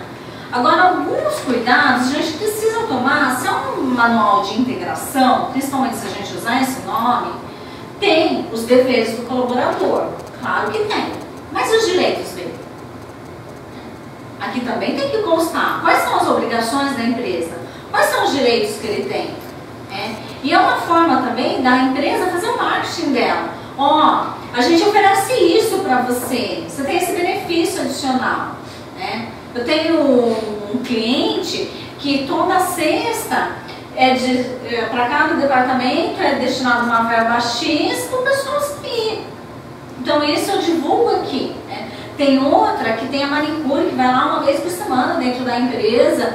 Ah, mas a empresa que paga a unha das meninas? Não, é as meninas que pagam, mas a empresa está disponibilizando o espaço. As meninas podem usar o horário de almoço para fazer a unha. Então é a forma que a gente tem de falar, ó, minha empresa é muito legal para trabalhar, vem trabalhar comigo. Porque hoje a gente sabe que bons profissionais, tá complicado a gente contratar pessoas comprometidas e segurar essas pessoas dentro da minha empresa. Então é uma das ferramentas que a gente tem ao nosso favor para isso. Né? Quando a gente faz a implantação do manual, né? Vamos supor, a minha empresa não tem um manual, vou implantar um manual. Aí é legal ter um evento. Né? Eu faço o manual, mando para a minha contabilidade corrigir esse manual, mando para o meu departamento jurídico, ó, tá alinhadinho. Vamos fazer um evento então, uma palestra, um café, alguma coisa assim. Divulgo esse manual para todo mundo, pego os principais pontos do manual, passo para os colaboradores e colho a assinatura nesse termo de compromisso. Né? E ali, algumas coisas assim, ah, mas isso é próprio da minha empresa, vai constar aqui. Aquilo que todo mundo deveria saber, também vai constar. Porque senão, é o que a Silene falou, ah, eu não sabia, ninguém me avisou. Ah, então você sabia sim. É igual a legislação. Não é porque você não conhece que você pode descumprir e não vai acontecer nada. Tá aqui, você assinou e você falou que você tem ciência disso. E por serem empresas menores, o que também a gente faz de tempos em tempos? Cada 6 meses a gente faz uma reintegração. Né? Você dá uma, ó, gente, vamos lembrar um pouco da regra do jogo? Então você trabalha um pouco com a reintegração. Vem cá, dá para parar todo mundo? Não dá? Pega 2, 3, ó, conversa aí com o seu gestor. Então a gente está sempre trabalhando em cima da regra do manual de integração. Até pegar algumas coisas assim, que estão dando mais problema, estou tendo muito atraso. Vamos fazer uma campanha disso apoiada no manual. Vamos espalhar alguns panfletos nas áreas de uso comum, vamos mandar e-mail. E aí a gente vai adaptar essa linguagem à cultura que a gente tem. Se é um público mais jovem que a gente atende, essa linguagem para atingir esse público, se é um público mais formal, sempre tem que ser dessa forma. O manual também, ah, eu preciso de um manual mais formal. Ah, não, eu vou criar alguma figura que vai representar meus colaboradores. Então, usar a criatividade mesmo. Né?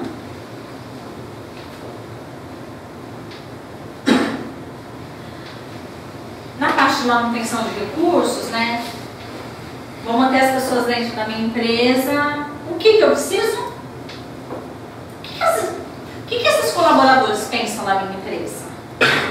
Né? Como que eles enxergam a empresa, o gestor, o ambiente de trabalho, aquilo que eu ofereço de plano de carreira, de benefícios? O que eles sentem falta? O que eles gostam aqui? E isso a gente entra no clima organizacional.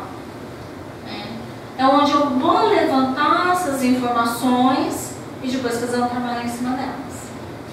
Ah, precisa ser alguma coisa complexa? O que eu falo? O meu ponto de vista em particular, clima organizacional, tem que ser alguma coisa que a gente consiga estar no fogo. Que a gente consiga enxergar o resultado. Às vezes a gente é chamado em algumas empresas, teve um caso que aconteceu no final de novembro, né? A empresa chegou, Marcelene, ó, nós fizemos um clima, tá? Tá aqui. Tem tabulação? Tem, tá aqui a tabulação. Eles fizeram algumas perguntas, eles queriam saber a respeito de alguma coisa que envolvia a qualidade de vida dos colaboradores, só que eles não tinham programa nenhum voltado para essa área, não tinha intenção de implantar nada dessa área. A gente falou assim, pra que você perguntou isso? Ah, porque eu queria saber. Tá, agora você já sabe. E o que você vai fazer com essa informação? Nada. Eu falei, como assim? Você criou uma expectativa neles, que se você está perguntando é porque você vai fazer alguma coisa assim. E agora? Então assim, o que eu preciso saber? Para que eu quero saber isso? E uma vez que eu sei, o que eu vou fazer com isso? Porque se eu não vou tomar medida nenhuma em relação àquilo, é melhor eu não ficar sabendo. Sabe aquela aquela coisa do nosso dia a dia, tem coisa que é melhor não ficar sabendo, senão eu vou ter que fazer alguma coisa, não estou a fim de fazer nada, então deixa eu ficar no meu canto. Então a gente também tem que tomar cuidado com isso no clima. Principalmente em empresas pequenas, porque as relações são muito estreitas. Né? E muitas vezes os limites são ultrapassados. Então o diretor da empresa pode ser aquele que eu estou encontrando no final da tarde. E aí eu posso sentir que eu tenho mais liberdade com ele. Então no clima a gente precisa pensar nisso. Tá? Uma vez tabulado, colhi os dados, e agora? Quais são as medidas que eu vou tomar em cima desses dados? Ah, descobri que meu salário está abaixo do mercado. Tá. Só que o que o meu planejamento estratégico está falando em relação à atuação salarial? Vocês percebem que as informações são amarradas? Estou perdendo muito funcionário. Né? A minha equipe técnica, que é aquela que toca o meu produto, estou perdendo todo mundo. Faço uma pesquisa de clima, percebo que o pessoal está reclamando de salário. Dá para simplesmente não fazer nada? Então eu preciso de uma atuação aí. Ah, estou perdendo muita gente, mas ninguém reclamou de salário. Agora, aquele fulano que faz a liderança do setor, ninguém gosta dele. Será que o problema é? O salário é importante, mas o clima também da equipe conta muito. Eu tenho um amigo que ele tem uma empresa de programação, ele não é de internet, mas ele é uma software house. Ele tem acho que 60 programadores. E aí a HP, uma unidade da HP Programação, se instalou na cidade e está pagando os mesmos salários, ele tem um piso, né? E ele perdeu quase metade. Porque o clima organizacional, no caso é interior, o clima organizacional é outro, porque lá na HP, os recursos humanos colocam um plano de cargos e salários, que ele tem possibilidade de trabalhar em São Paulo, quem sabe uma unidade do exterior, já enche de sonhos, e aí ele vai e toca, né? Simplesmente para ganhar a mesma coisa. Vocês têm meia dúzia, né? Mas vai com aquela perspectiva, não é uma promessa, é uma perspectiva que ele pode um dia crescer mais. E o salário nem foi o mais relevante. E aí precisou regular lá para contornar essa situação. Com certeza. Tem uma pesquisa que saiu, não sei se foi em dezembro ou em janeiro, que justamente se perguntava isso, né? O que motiva as pessoas a ficarem dentro das empresas? E o salário não apareceu em primeiro lugar. E muitas vezes a gente acredita que o salário é o fator fundamental, mas não é. Se a gente tem um salário compatível, é claro, se o nosso salário está muito defasado, as pessoas não vão ficar mesmo, porque todo mundo precisa do salário para sobreviver.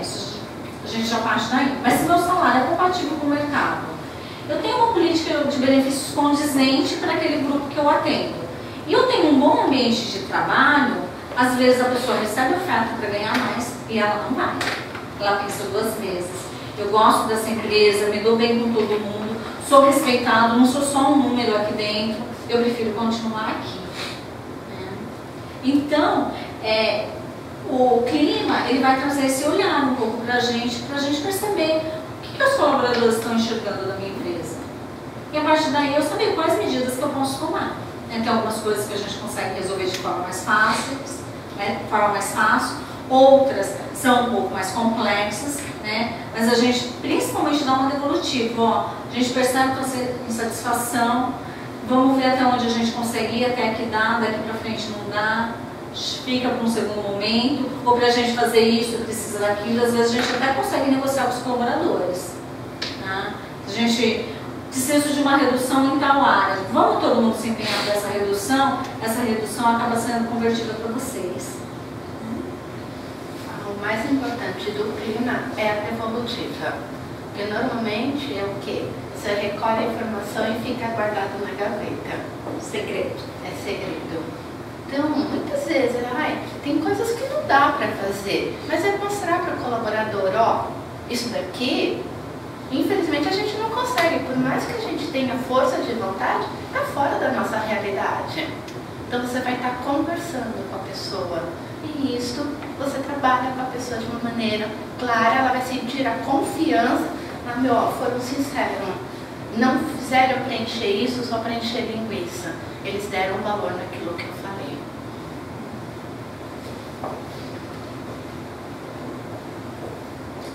Aí o desenvolvimento de recursos, né? Uma vez que eu tenho meus colaboradores atuando lá dentro da minha empresa, fiz algumas avaliações, eu posso fazer avaliação de desempenho e avaliação de competência.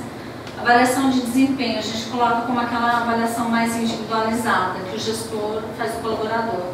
De competências é aquela que os pares também fazem avaliação daquela pessoa, o líder, o subordinado, que a gente acaba percebendo como a equipe inteira enxerga aquela pessoa. Tá? Uma vez que eu fiz, né, o que eu posso aplicar para desenvolver essa pessoa, para melhorar, para ela se tornar um profissional melhor e, em contrapartida, trazer mais resultados para a minha empresa. Tá? A avaliação de desempenho é que a gente trouxe um modelo que não precisa ser necessariamente esse, né? É importante a gente sempre linkar o que é o fundamental dentro da minha empresa enquanto competências. O que vai fazer diferença nos resultados da minha empresa? A adaptabilidade é importante. Se a gente pensar num universo de TI que está a todo momento se transformando, se reinventando, se não é uma pessoa adaptável, ela não vai conseguir. Né? Mas além disso, né, a gente tem algumas empresas, por exemplo, a parte de segurança do trabalho vai ser fundamental. Né? Tem algumas empresas que respeitar processos é importante. Tem outras que é mais a inovação. Então eu preciso fazer esse desenho, que é importante dentro da minha empresa. Posso atribuir até notas, pesos para cada um desses. Né? Ou simplesmente jogar uma nota direta ali. A partir disso, fiz a avaliação do fulano. Tá. O encarregado, o líder, o gestor fez a avaliação dele. O que eu faço com isso? Vai virar segredo isso? É segredo que a empresa pensa em relação ao funcionário? Se for segredo, não vai servir para nada. Não vai mudar nada, não vou alcançar nada. Então eu preciso dar devolutiva para esse colaborador, respeitando as regras do feedback. Né? E com isso também, o gestor, a partir do momento que ele sabe que ele avaliou, né? Avaliei a Silene, né? Peguei lá meu formulário, fui lá, dei um monte de nota para ela. Ah, vou guardar na gaveta. É fácil, né? Não, você avaliou a Silene, agora você vai sentar lá com ela e vai explicar. Você vai justificar para ela por que você fez essa avaliação e onde ela não está bem, por que ela não está bem, e onde ela está bem, por que ela está bem. Né? E aí é onde a gente pede, inclusive, para descrever comportamentos, situações que você percebeu que ela está ou não está bem, para a avaliação ser mais objetiva possível. Tá? E essas competências organizacionais, normalmente, a maioria delas a gente pega na descrição de cargo. Então, voltando, olha como a descrição de cargo é importante. Ela que vai ser a base para dar sequência. E aí, com isso ainda faz parte da avaliação de desempenho. Uma vez que eu fiz a avaliação, sentei lá, dei a devolutiva com ele, vamos traçar um plano de desenvolvimento, de melhorias? E eu traço esse plano. E a forma que eu vou monitorar esse plano. Ah, você tem uma dificuldade de comunicação. O que a gente pode fazer para melhorar essa tua dificuldade de comunicação? Você vai fazer algum curso?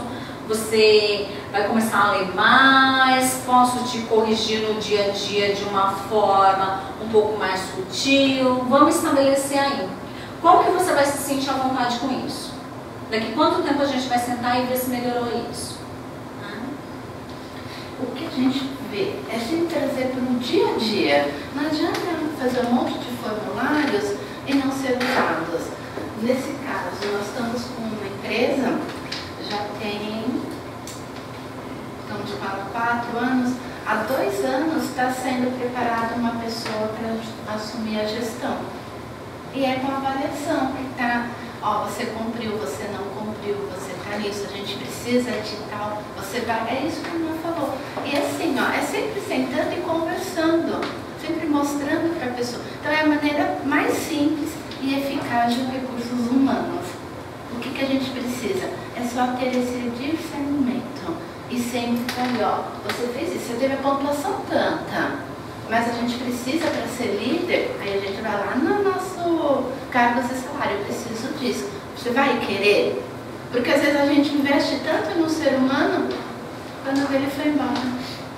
A gente queria investir nele, só que ele não queria investir, ele queria ficar lá no lugarzinho dele, no mundo. É o que a gente sempre brinca, eu tinha uma ótima recepcionista, a gente passa essa pessoa para gerente, eu deixo de ter a gerente e a bela recepcionista. Então, automaticamente a minha avaliação de desempenho, ela vai estar ajudando nisso tudo, e por isso que ela é importante. Nesse caso que a Silene falou dessa pessoa, é uma empresa que tem mais ou menos 6 funcionários. Por que a gente está preparando essa pessoa há tanto tempo? Porque ela vai assumir esse cargo, só que esse cargo, ele tem que ser uma pessoa de extrema confiança dentro da empresa. Então a empresa está disposta a investir nesse profissional, que ela já conhece toda a trajetória dele. Então, esse modelo serve para outra empresa? Não dá para a gente saber.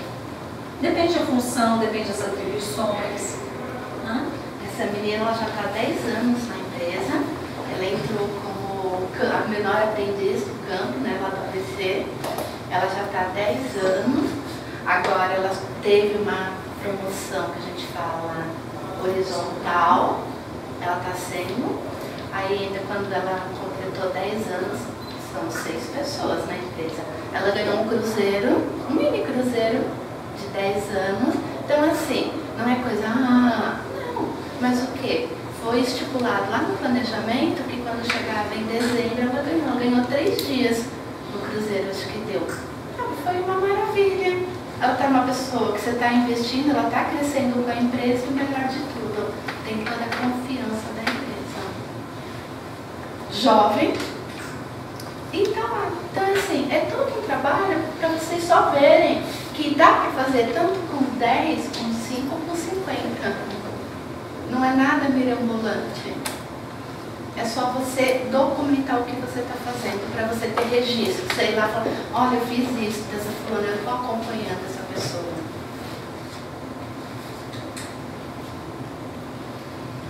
Tem alguém que já trabalha com avaliação de desempenho nas empresas? Eu estou implantando lá. Mas é difícil. Exatamente, é difícil. É difícil. Bom, você está implantando, a Simone já implantou. É difícil, mas e os resultados? Ah, tá bom. Porque um monte de gente, a gente tem até um receio de dar feedback, mas eles gostam, assim, a maioria tem aceitado bem. E aí também é um treinamento de como oferecer esse feedback, né? Respeitando as regrinhas de feedback, né? Fazendo uma coisa individualizada, não dá para sair dando feedback na frente de todo mundo, tem tudo isso. Também tem aquele negócio, pelo menos, acho que preparar os gestores para conseguir avaliar. Porque tem uma primeira avaliação, alguns fazem que a pessoa foi péssima. E aí você fala que as pessoas estão nesse departamento. Não. E tem alguns que falam que a pessoa foi ótima. E aí você começa, mas ela não fez isso, ela não fez aquilo. Então você começa, tipo, acho que a ensinar mesmo ao gestor, tipo, a ver o funcionário no dia a dia, para depois fazer a avaliação correta. Eu entendi para que ele está fazendo, né? Você vai dar uma nota ruim, assim, tem um argumento para dar aquela nota ruim. Se é uma nota muito boa, tem que ter ótimos argumentos também. Aí você começa a ver que não é assim, né? Então, assim, a primeira avaliação parece que é fácil, mas depois começa a questionar, mas por que você vai dar essa nota? Por que você fala, não, deixa eu repensar aqui. E fazer um trabalho de conscientização do gestor, inclusive falando para eles os reflexos que a avaliação pode ter na vida do profissional, né? E sempre falando assim, você, gestor, você é espelho dos seus funcionários, né? Talvez muito deles queiram um dia chegar no lugar que você está. E para chegar no seu lugar, eles vão imitar os seus comportamentos. Então, o que você está passando para os seus colaboradores? Né? Faço o que eu mando, não faço o que eu faço, não vale muito. Não vale mais. E é bem o que a Simone Na verdade, falou. nunca valeu. A primeira que você vai aplicar, ela é difícil. A primeira vez que você vai aplicar é complicado. Mas o que é? Pega uma avaliação menor, não quero exigir muito, entendeu? O que eu preciso? Como que eu vou dar esse feedback para essa pessoa? Porque a geração da agora, eles são extremamente desafiar. E a todo momento você tem que estar brincando, né? Colocando eles no quadrado, porque é muito fácil eles querem fazer as coisas rápidas demais. E a gente queria até começar com aquela da 360 graus, né? Nunca tinha nada e a gente já quis fazer tudo. A gente tem 360, a gente faz, mas ela é usada para o PLR também. Quando eu entrei na empresa já fazia isso, já há uns 3 anos já. Às vezes a gente faz, mas assim, não se identifica nem nada. Né? Sim. É que eu acho essa bem interessante. Aqui não tem nada de começar com e o resultado sobre a pessoa também, a sua nota, você não é divulgado, assim, aberto. Mas a gente vai ser bem interessante fazer depois que já está bem estruturado. A gente aplica, né, de 360, então você tem 2 gráficos. Como a equipe te avaliou e como você se avaliou. Aí você sobrepõe um gráfico em cima do outro. Ah, mas eu me acho bambambam e a equipe me acabou. Então, eu tomar cuidado com isso, que na hora que você vai fazer essa... Você avaliar a maturidade das pessoas. Tem que ver a maturidade das pessoas. Então, a gente precisa tomar cuidado, a gente precisa treinar as pessoas. Então, é o que a gente sempre fala. Vai começar, vamos devagar. Não vamos querer tudo ao mesmo tempo, que você pode queimar ferramentas que são ótimas para o desenvolvimento da empresa. Desculpa, mas a avaliação bem aplicada e bem depois explicada ao funcionário é um resultado fantástico. Sim. Mal aplicada e mal explicada, o resultado é exatamente inverso. Você pode desmotivar, pode perder profissionais. Então tem que pensar muito, tem que estruturar muito para poder fazer uma avaliação. Teve alguns casos que a gente achou que a pessoa não ia receber bem a avaliação, a gente se surpreendeu, né? A pessoa até melhorou bastante. O que mais que a gente achou é receber uma boa feedback. E assim, sempre baseado essa ferramenta de avaliação, não é uma axiologia. Então, por isso que é difícil. Porque nós, seres humanos, nós temos aquele ditado, né? Ai, meu santo não bateu com o seu. Então, eu vou te ferrar. Então, é tomar cuidado com isso. Então, isso que é uma avaliação bem feita, é você realmente avaliar as competências, os critérios técnicos. A primeira é importante, assim, para quem vai fazer a avaliação, entender um monitor, né? Que seria uma pessoa que está ali questionando por que disso. Me explica, por que dessa nota? Qual o momento que você identificou isso? Mas naquele outro, não foi daquele jeito? Você não está só se apegando ao fato? Fazer esse jogo para contrapor as opiniões dele, para ver se ele tem certeza daquilo que ele está dizendo. Aí outras ferramentas que a gente pode usar para o desenvolvimento da pessoa é a avaliação psicológica. Através da avaliação psicológica, a gente levanta o perfil desse profissional, né, e algumas características que podem atrapalhar o desenvolvimento dele. Com a avaliação psicológica em si, a gente muda alguém? Não, a gente levanta o perfil. Tá? E aí, na hora de dar essa devolutiva, a gente percebe se a pessoa tem abertura para mudar ou não. A gente consegue mudar alguém? A gente não muda ninguém. Às vezes a gente até se ilude que é possível mudar alguém. Não muda. Tá? Não adianta a gente ter essa ilusão. A gente, em alguns momentos, pode criar situações que levem a pessoa a mudar. Tá? Então, assim, eu, Marcilene, sempre fiquei nesse quadradinho até hoje, né? E aí todo mundo que queria conversar comigo tinha que vir até aqui. A partir de amanhã, ninguém mais vem nesse quadradinho conversar comigo, os outros estão brigando sempre no quadradinho. Mas eu ainda tenho o poder de escolha de falar se eu quero sair ou não. Isso é o que a gente conhece por aí, a síndrome de Gabriela, né? Isso, a síndrome de Gabriela. Eu nasci assim, eu cresci assim. Eu aprendi assim, você sempre assim, você não vai me mudar e ele vai. É complicado. Você está em uma organização, a gente precisa reconhecer qual é o nível de síndrome de Gabriela, para você, porque senão, eu nasci assim, eu aprendi assim, vou ser assim. Quem você pensa que é que está chegando agora falando que ele está errado? Você não consegue mudar o comportamento, você tem toda a razão. E quando você acaba de entrar na empresa e você vê isso injusto, e você está vendo o que está acontecendo? Aí é complicado, mas por isso que o treinamento, acho que a implantação disso tem que vir de cima para baixo. Tem que começar a treinar, abrir a cabeça em cima, depois os coordenadores, para depois todo mundo estar preparado e aplicar na equipe. Porque se você tentar fazer isso na equipe e não tiver o apoio, não tiver a cabeça aberta de cima, não é fácil. Falo por experiência, porque eu sou cabeça dura. É mais empresa de tecnologia. Mais empresa de tecnologia, virtualizada, que vive o dia a dia, que você está resolvendo os problemas assim em cima da hora. Então, normalmente o proprietário da empresa, o dono da empresa, né, o principal, ele está mais focado para isso. Quando alguém tenta virar a cabeça dele para esse tipo de coisa, é meio difícil de aceitar. Mas tem aquele ditado, água mole em pedra dura, então, uma das ferramentas que a gente usa muito quando a gente identifica isso dentro das empresas são os treinamentos comportamentais, né? Porque é uma forma de você mostrar, é possível a mudança, a gente consegue alguns resultados, vamos para as dinâmicas de grupo, que aí ali a gente enxerga. Mas, infelizmente, tem profissionais que a gente não vai conseguir essa mudança. E aí a gente vai pôr na balança o quanto esse profissional é importante para a minha empresa, quais são os impactos positivos e negativos que ele traz para o meu negócio. E se ele for importante, a gente medidas paliativas para levar esse profissional adiante. Em empresa pequena, a gente tem que administrar mesmo, porque não dá para mandar embora uma pessoa que é resistente à mudança, sendo que ela é muito boa tecnicamente. Ou mandar um ótimo técnico bom porque ele não sabe se relacionar. Lógico, quando chegar ao extremo, sim, mas a gente tem que ir administrando isso, porque senão...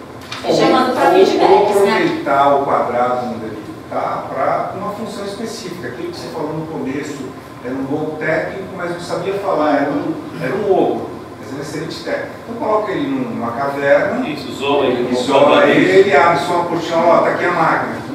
Ele volta, tem gente que gosta de trabalhar assim, isolado. Tem muita gente, entendeu? Então por isso, pô, você é da área, eu quero que eu fique. Você é da área? Sim. Não. Pode ser, não sei. Suporte remoto, que tal? Quer dizer, deixa aí, se isso for conveniente para a empresa, porque se não for... se chega um extremo que aí empresa pequena tem que administrar. Eu tenho um outro cliente que a gente presta serviço, eu tenho um excelente técnico de relacionamento. Ele se relaciona muito bem com os clientes, né? Só que, tecnicamente, ele não é tão bom. Só que eu tenho uma crise numa empresa, né? Não tá complicado o negócio. Eu mando esse fulano para lá, resolveu a crise. E o servidor? Continua parado. Não sei, o servidor, que empresa tem servidor? Né? O que a gente começou? Montar estratégias. Ó, fulano, você vai lá, tá com essa crise, tá? Faz o diagnóstico da situação, faz o levantamento e traz. Acessa o nosso suporte, enquanto você está lá, o meu suporte está resolvendo o problema técnico. E você acalmando o dono lá que está bravo, você não está parado. Sim. Às vezes tem casos que tem um outro cliente, esse já é bem pequenininho. Ele estava com crise numa empresa, porque o técnico dele lá, são 5 funcionários que eles têm só lá. O técnico dele foi lá, e aí chegou lá, qual que era o problema? A dona, que não entende absolutamente nada de informática, queria fazer uma compra pela internet e não conseguia. O técnico, sênior, especialista em servidores, chegou lá. Isso não é problema meu. Tua rede está funcionando, o teu servidor está ótimo. Virou as costas. Realmente. Técnico. Nossa, técnico. Aí ligou para o supervisor. Então, né? Eu não consigo fazer meu de carga. Mas o que a senhora quer? Eu quero comprar isso, isso e isso. Pode deixar, eu estou resolvendo. Olha a falta de sensibilidade. Você sentou na máquina, senão a mulher dá um clique ali e resolve. Tem coisas tão simples da gente resolver. Então, assim, o que a gente, todo o trabalho de desenvolvimento junto às pessoas, ó, tecnicamente você é excelente. Agora, aqui na tua avaliação de desempenho, deu que você tem que melhorar a tua parte de relacionamento. E aí, você está disposto? Vamos fazer um trabalho em cima disso? Aí o gestor, quando você der aquelas escorregadas no teu dia a dia, você me dá abertura para eu te dar uns toques que você está dando essas escorregadas? E aí dentro da pequena empresa, é fácil a gente fazer isso, porque a gente às vezes tem uma intimidade que a gente consegue falar. Relacionamento muito próximo. Muito diferente próximo. das grandes, por isso que é mais fácil às vezes por uma empresa meio pequena, no eixo, na estrutura, do que por uma grande. Que nem o caso de você lidar com o gestor, que é o grande problema. Como você vai fazer? Aí é onde que a gente tem a ferramenta do clima organizacional. Você mandar esse treinamento, esse gestor para assistir um treinamento fora, um filme, aí você dá um determinado filme, o que você entendeu desse filme? Qual é o personagem que te chamou a atenção? Entendeu? Mas o que? São caminhos. Tem acesso fácil o RH de uma empresa grande com um gestor? Ou o gestor virar quem você pensa que é para falar comigo, você só é do RH? Às vezes a empresa dá abertura, né? No caso de uma empresa pequena, eu tenho técnico que fala, me põe para falar com o cliente, eu não gosto de falar com o cliente, me deixa no servidor. Né? Então, se dá abertura, você já ouve o feedback logo e tá bom, então fica no seu quadrado aí. E hoje, o que a gente está vivenciando, né? Nós estamos com conflitos de gerações. A geração que vem vindo, ela cobra muito do gestor. Eles mudam rápido demais. E assim, não é que nós somos pré-históricos, mas a gente tem mais uma regra e tal. E essa geração não permite. Eles têm muito bom, eles são rápidos para mudanças. Só que eles também não se apegam em nada, não criam raízes em nada. Então, como o gestor lida com isso? Quais as ferramentas que o gestor vai ter para lidar com essa pessoa? Que ele entra em 3 meses, ele quer ser gerente. E eu escuto isso. Por que você saiu da empresa? Ah, porque não me deram uma oportunidade de crescimento. Com 4 meses? Como assim? Me explica. Não me deram oportunidade. Mas você queria ser o quê? Ah, já sou pronto para ser gerente da área. Então, como lida com essa situação? Então, aí o gestor tem que estar preparado. Aí, será que o meu gestor, com síndrome de Gabriela, com essa geração cobrando a todo momento? O mercado está vivenciando isso, infelizmente. Virou fuá, né? Virou fuá. Eu já tive adolescentes que virou, da gente chamar no feedback, ele virava assim, por que você está falando assim comigo? Porque eu estou te cobrando, né? Tem regras. Mas o meu pai nunca me pôs regra, por que eu tenho que seguir regra aqui dentro? É isso. Nossa. Pior que é assim. O que a gente percebe hoje? Antes, os pais que davam a educação. Chegou um momento que não conseguiram mais, foi para a escola. A escola também não consegue mais. Então, muitas vezes, dentro da empresa, a gente tem que fazer esse papel. Por isso que o manual de integração é tão importante. Porque, às vezes, o mínimo dos mínimos, que seria até a boa educação, não se tem. Você vai ter que estabelecer isso lá dentro da empresa. Você tem que ensinar a pessoa, você tem que dar um tempo da pessoa te responder, principalmente nessa área de suporte. Os meninos são muito novos, eles não ficam, realmente eles não criam raízes, são muito rápidos ainda. Aí eles falam, não, a empresa está pagando mais caro, mas não é, na hora que você começa a cobrar, só cobra. Aí fica lá mais 3 meses, até o cidadão, o outro cidadão começa a cobrar e fala, dá pra onde? A gente já teve casos de pai ligar. Você falou isso pro meu filho. Então, sabe o que acontece? Ele tem um contrato de trabalho assinado aqui. Contrato de trabalho com algumas Eu empresas. acredito que você está falando, hein? Senão eu ia acreditar. Eu acredito porque você está falando. Vai ligar para a empresa. Eu já tive, só que foi a mãe, no caso. Nós tivemos também a mãe. É sempre a mãe que se mete. Você ofendeu? De chamar atenção do filho, não foi assim, não? Não, de cobrar e a mãe ligar para que o filho só reclamou e foi falar. Já tive caso de mãe ligando, pedindo se o filho podia sair para levar o pai no médico, porque ele não vinha falar. Já tive caso Eu assim. tô bilhetinho de casa.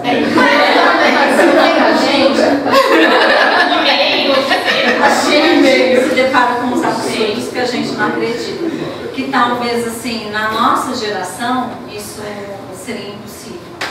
Mas que agora tem. É a tal geração Y e Z que está surgindo. Por isso nós precisamos cada vez mais preparar em cima.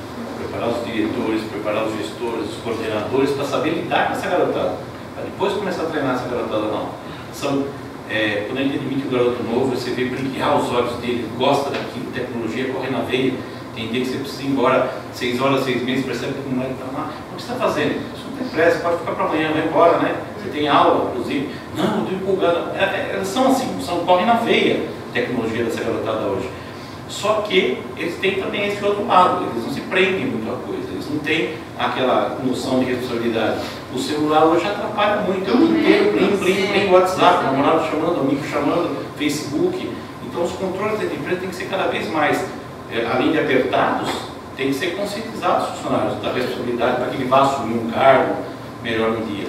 Então é importante a estrutura e vir de cima. Tem que ser treinados gestores, treinados coordenadores, tem que orientar, nós temos que orientar nossas empresas para que elas aceitem isso, entendeu? É uma coisa que está surgindo no mercado. Se a empresa quer crescer, então você precisa começar a se preparar de cima para baixo, para depois aplicar realmente no quadro de funcionar da maneira correta. E se você trabalha com tecnologia, você precisa dessa meninada. Precisa. Então tem que aprender a lidar com eles. O índice de garotos nas empresas deve ser grande, né? É 90%. Funcionário mais antigo de 40 anos de idade, acho que tem muito poucos no Na nossa é 33, sou eu. A velhinha da turma, olha que absurdo, né? Mas entra com o financeiro, vai pro RH. Isso. Normalmente nas empresas, a gente estava com treinamento sexta-feira passada. Tinha um menino de 18 anos, excelente. Funcionário assim. Enquanto o primeiro está nesse quadradinho, ele já foi até lá no final da sala. No meio do treinamento, a gente virou para ele e falou assim: vem cá, senta do ladinho da tia, fica aqui. Porque o menino não para dela. Só que ele é muito rápido em tudo. A empresa precisa. Depois do treinamento, a gente chamou: fulano, vamos conversar. A gente deu feedback para ele, da atuação dele no treinamento. O que você quer da tua vida? Quais os caminhos que você quer trilhar? Então, o mercado de trabalho exige isso, aquilo, aquele outro. Aqui dentro da empresa você vai ter oportunidade sim, só que presta atenção nesse comportamento, presta atenção naquele. Então, é pegar essas características boas, vamos fazer, vamos valorizar, vamos moldar, e aquilo que não está tão legal, vamos trabalhar em cima disso. Só que, no caso dele, ele tem uma boa abertura. Ele deu essa abertura para a gente conversar. Aí ele falou: ai, que bom que vocês estão me falando isso, porque em casa meu pai, meu avô cobra muito de mim também. Só que o que a gente percebe? A cultura que ele recebeu em casa não é para ele atuar dentro desse ambiente. É um ambiente completamente diferente daquilo que ele recebeu na casa dele. Então a empresa pode fazer esse trabalho. Porque em casa, infelizmente, eles não tiveram acesso a isso. Ele só gosta de andar de moto na contramão, no trânsito. Isso ele deixou claro para todo o pessoal da equipe. Qualquer dia ele não chega para trabalhar. Então, aí você está sendo preparado para ser líder. Por que você está indo? Você está indo contra uma regra da sociedade. Por que você está indo contra? Ah, mas é só para me exibir. Então, você é exemplo. Ele abriu isso para você? Abriu, na cara dura. Isso depois só nós duas conversando. É outra coisa importante, eu percebi isso. Tem funcionário que se abre com as psicólogas, se abre com os entrevistadores, com gente de fora da empresa, mais do que o pessoal dentro da empresa. Então, às vezes, gente de fora que você traz para essas conversas consegue tirar muito mais informação do funcionário do que a gente mesmo. Por mais que a gente seja o cara dentro da empresa, você é o paizão, eles gostam muito de você, fazem tudo que você pede, mas algumas coisas eles não se abrem para a gente. Eles se abrem às vezes com estranho, com um psicólogo ou alguém de fora que faz o trabalho. Só uma forma de terminar a nossa empresa, a gente trabalha tudo pelo Skype. Pelo Skype a gente fala tudo. Então sem Skype. Agora, pessoalmente não fala. É mais fácil escrever atrás. É a ferramenta que eles estão acostumados, né? Eles não estão acostumados a se mostrar lá o rostinho. Não tem amigo hoje em dia, eles têm amigo no Facebook. Quantas vezes a gente vê vários adolescentes juntos, no mesmo ambiente? WhatsApp, o que é isso, gente? Não dá pra acreditar um negócio desse, mas é assim. Ontem eu estava numa aula médica lá, aí tinha uma médica, ela falou assim: eu estou com um problema com meu filho, a gente estava conversando. Ela falou: você acredita? Meu filho veio 11 anos, daí eu reclamar que ele nunca dormiu na casa dos amigos. E nunca eu deixei nenhum amigo vir dormir aqui em casa. Ela falou: tá bom. Eu falei: então vem no próximo final de semana. Ela falou: preparei, né? Selecionei filmes, pipoca, sorvete, o que adolescente gosta, isso, aquilo, né? Tá, vou deixar o espaço da sala para eles. Ela falou: criei todo o cenário.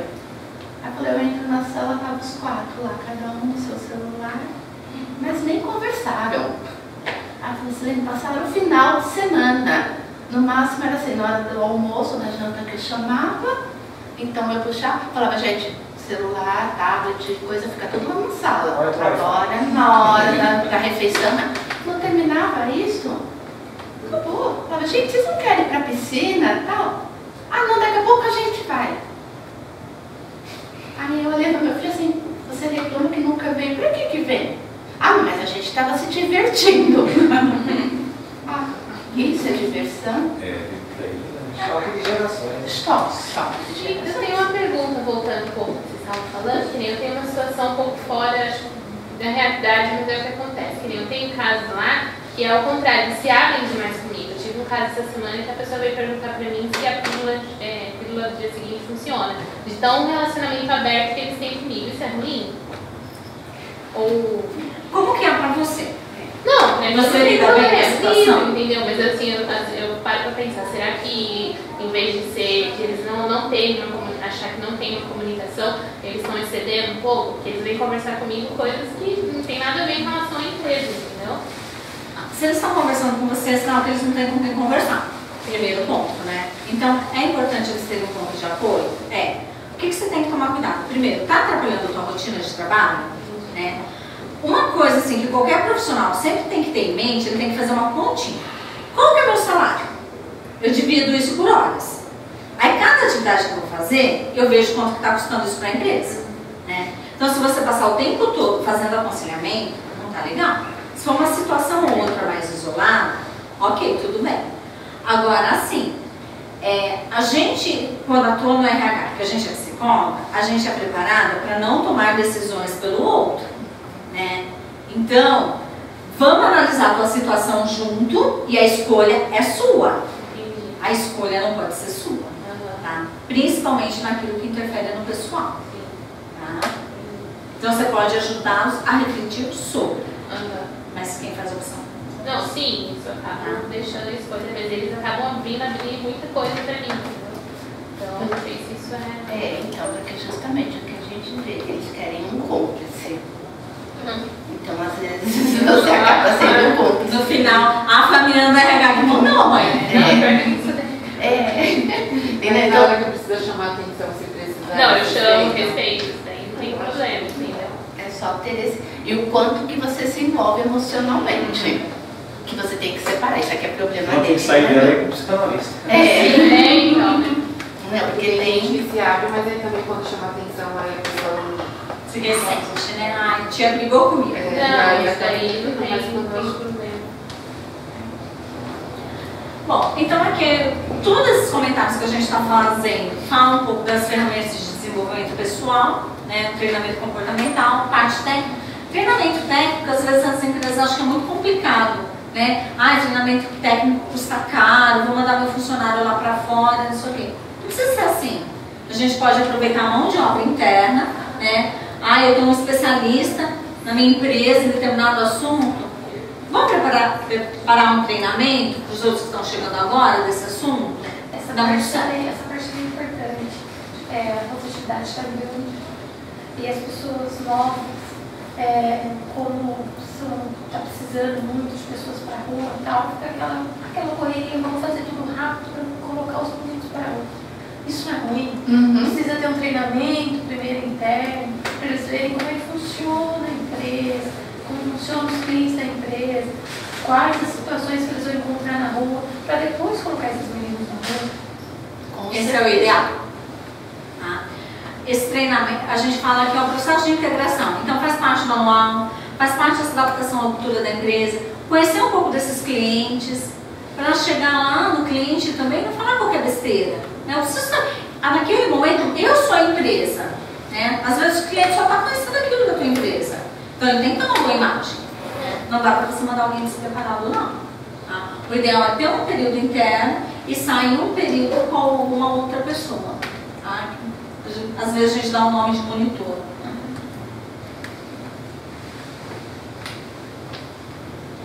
Aqui, o que é isso? É um gráfico, né, que resume tudo que faz parte da área do RH. Só que tudo que está aqui a gente já comentou com vocês, né?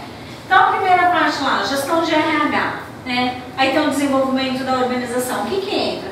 Entra a parte de clima, avaliação psicológica, o aconselhamento profissional, que é chamar principalmente, normalmente para aconselhamento profissional, o coaching, a gente chama liderança, porque é um trabalho que tem um investimento maior, principalmente de tempo, então a gente prefere investir nos líderes e eles acabam sendo multiplicadores dessas competências.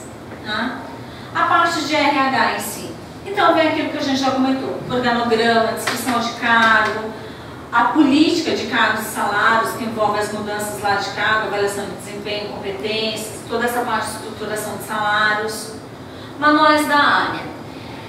Normalmente, o que a gente faz? Em empresas que não tem uma pessoa especialista em RH, né, que acaba sendo lá o financeiro, que faz tudo do RH, muitas vezes a gente implanta um manual de RH, que ali tem todos os processos de RH muito bem direcionados.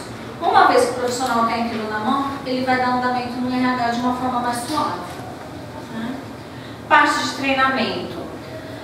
Treinamento dentro da empresa, a gente precisa saber para que a gente vai dar o treinamento. Então tem a parte de levantamento de necessidade de treinamento. Muitas vezes isso a gente identifica também na avaliação de desempenho. Né?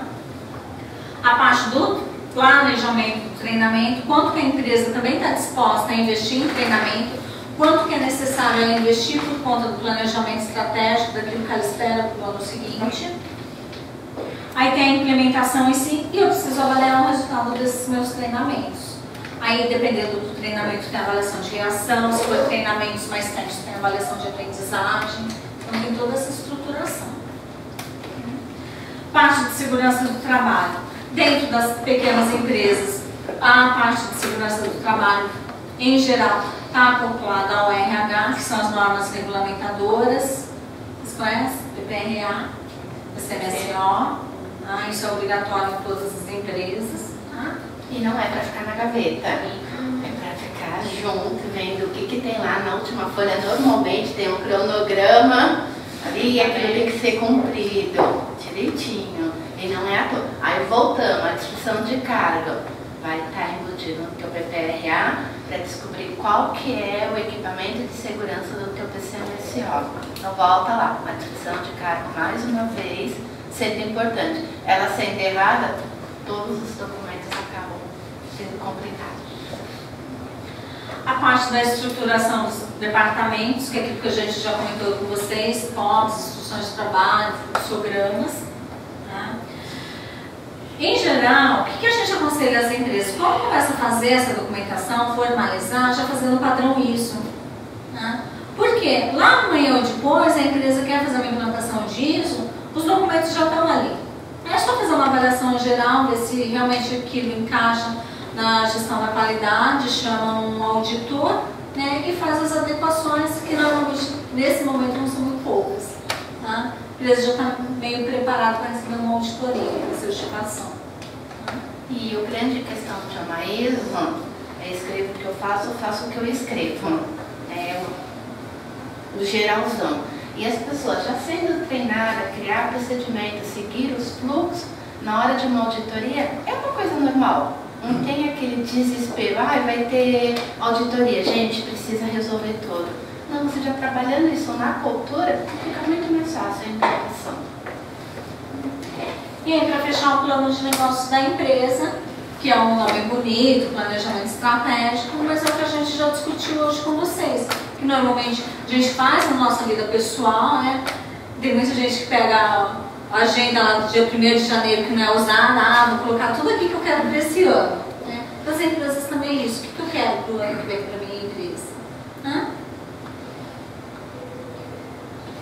Gente, com isso, a gente está chegando ao final da palestra. Agora a gente só vai ter uma última atividade para fazer o encerramento. Vocês querem colocar alguma coisa, fazer algum depoimento, perguntar alguma coisa? Tem alguma coisa que a gente comentou que não ficou muito claro, que vocês gostariam que a gente esclarecesse melhor?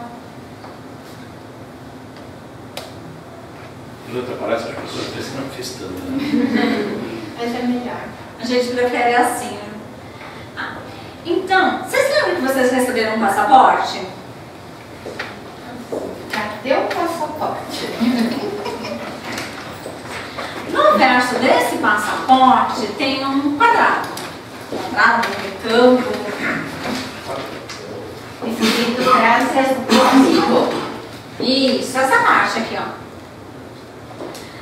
Qual que é a nossa proposta? Que vocês coloquem aí uma frase motivacional, né, em relação ao treinamento de hoje, sempre falar para a pessoa que é possível ela fazer sim dentro da empresa dela. Fazer uma estruturação de ORH, deixar as coisas de uma forma mais transparente, começar a colocar no papel aquilo que é feito. Né? Falar para ela, vai lá que você consegue. Então escreva uma frase aí para um amigo de vocês, pensando em alguém que está aqui, mas não direcionando diretamente para a pessoa.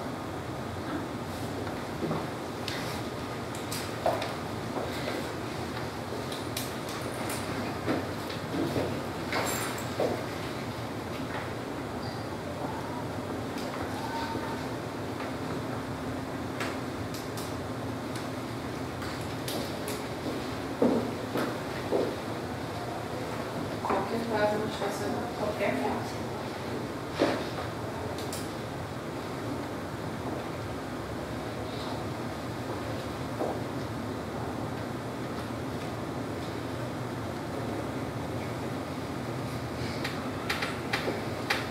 Pronto? Você viu? O povo tá inspirado. Vai sortear uma passagem para onde? Nossa, vai ser sorteado uma passagem.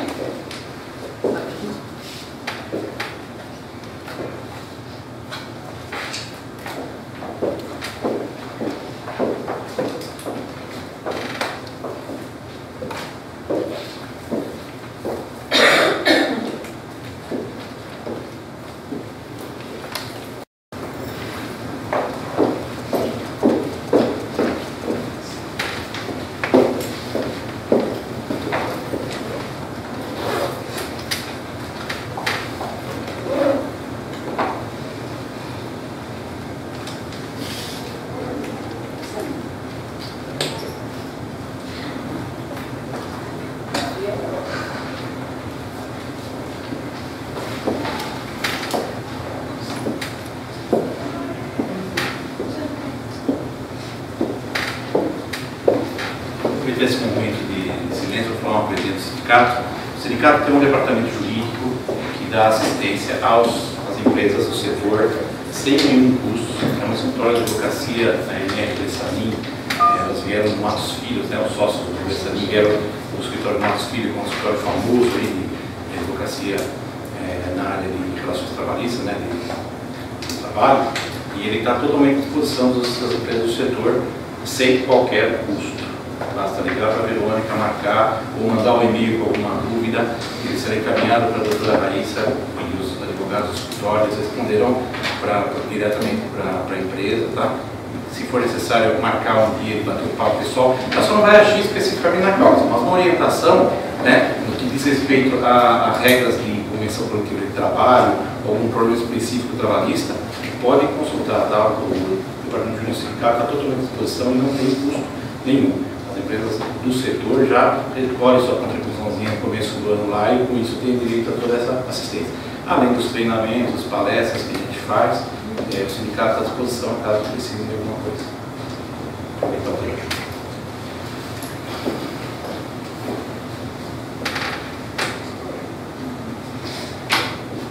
Bom, agora vocês vão receber o presente do amigo de vocês, que é essa frase dando apoio para vocês tocarem as coisas dentro da empresa.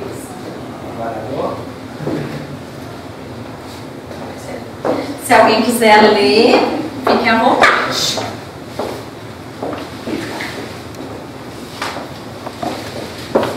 Só vê se não é a sua, tá? Que você escreveu para você mesmo. Essa é a sorte, hein? Quem receber a sua prova de volta vai ganhar um prêmio. A minha eu vou ter que dar uma traduzida.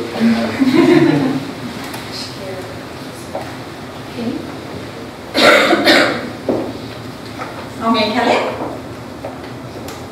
Eu posso ler para você? Eu vou ler para ela, pessoal.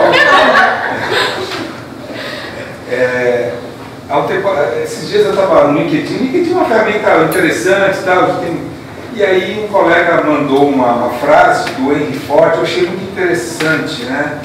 E eu falei, vou citar Henry Ford. Uma empresa não precisa de dois tipos de pessoas. Aquelas que precisamos mandar fazer e aquelas que só fazem o que mandamos.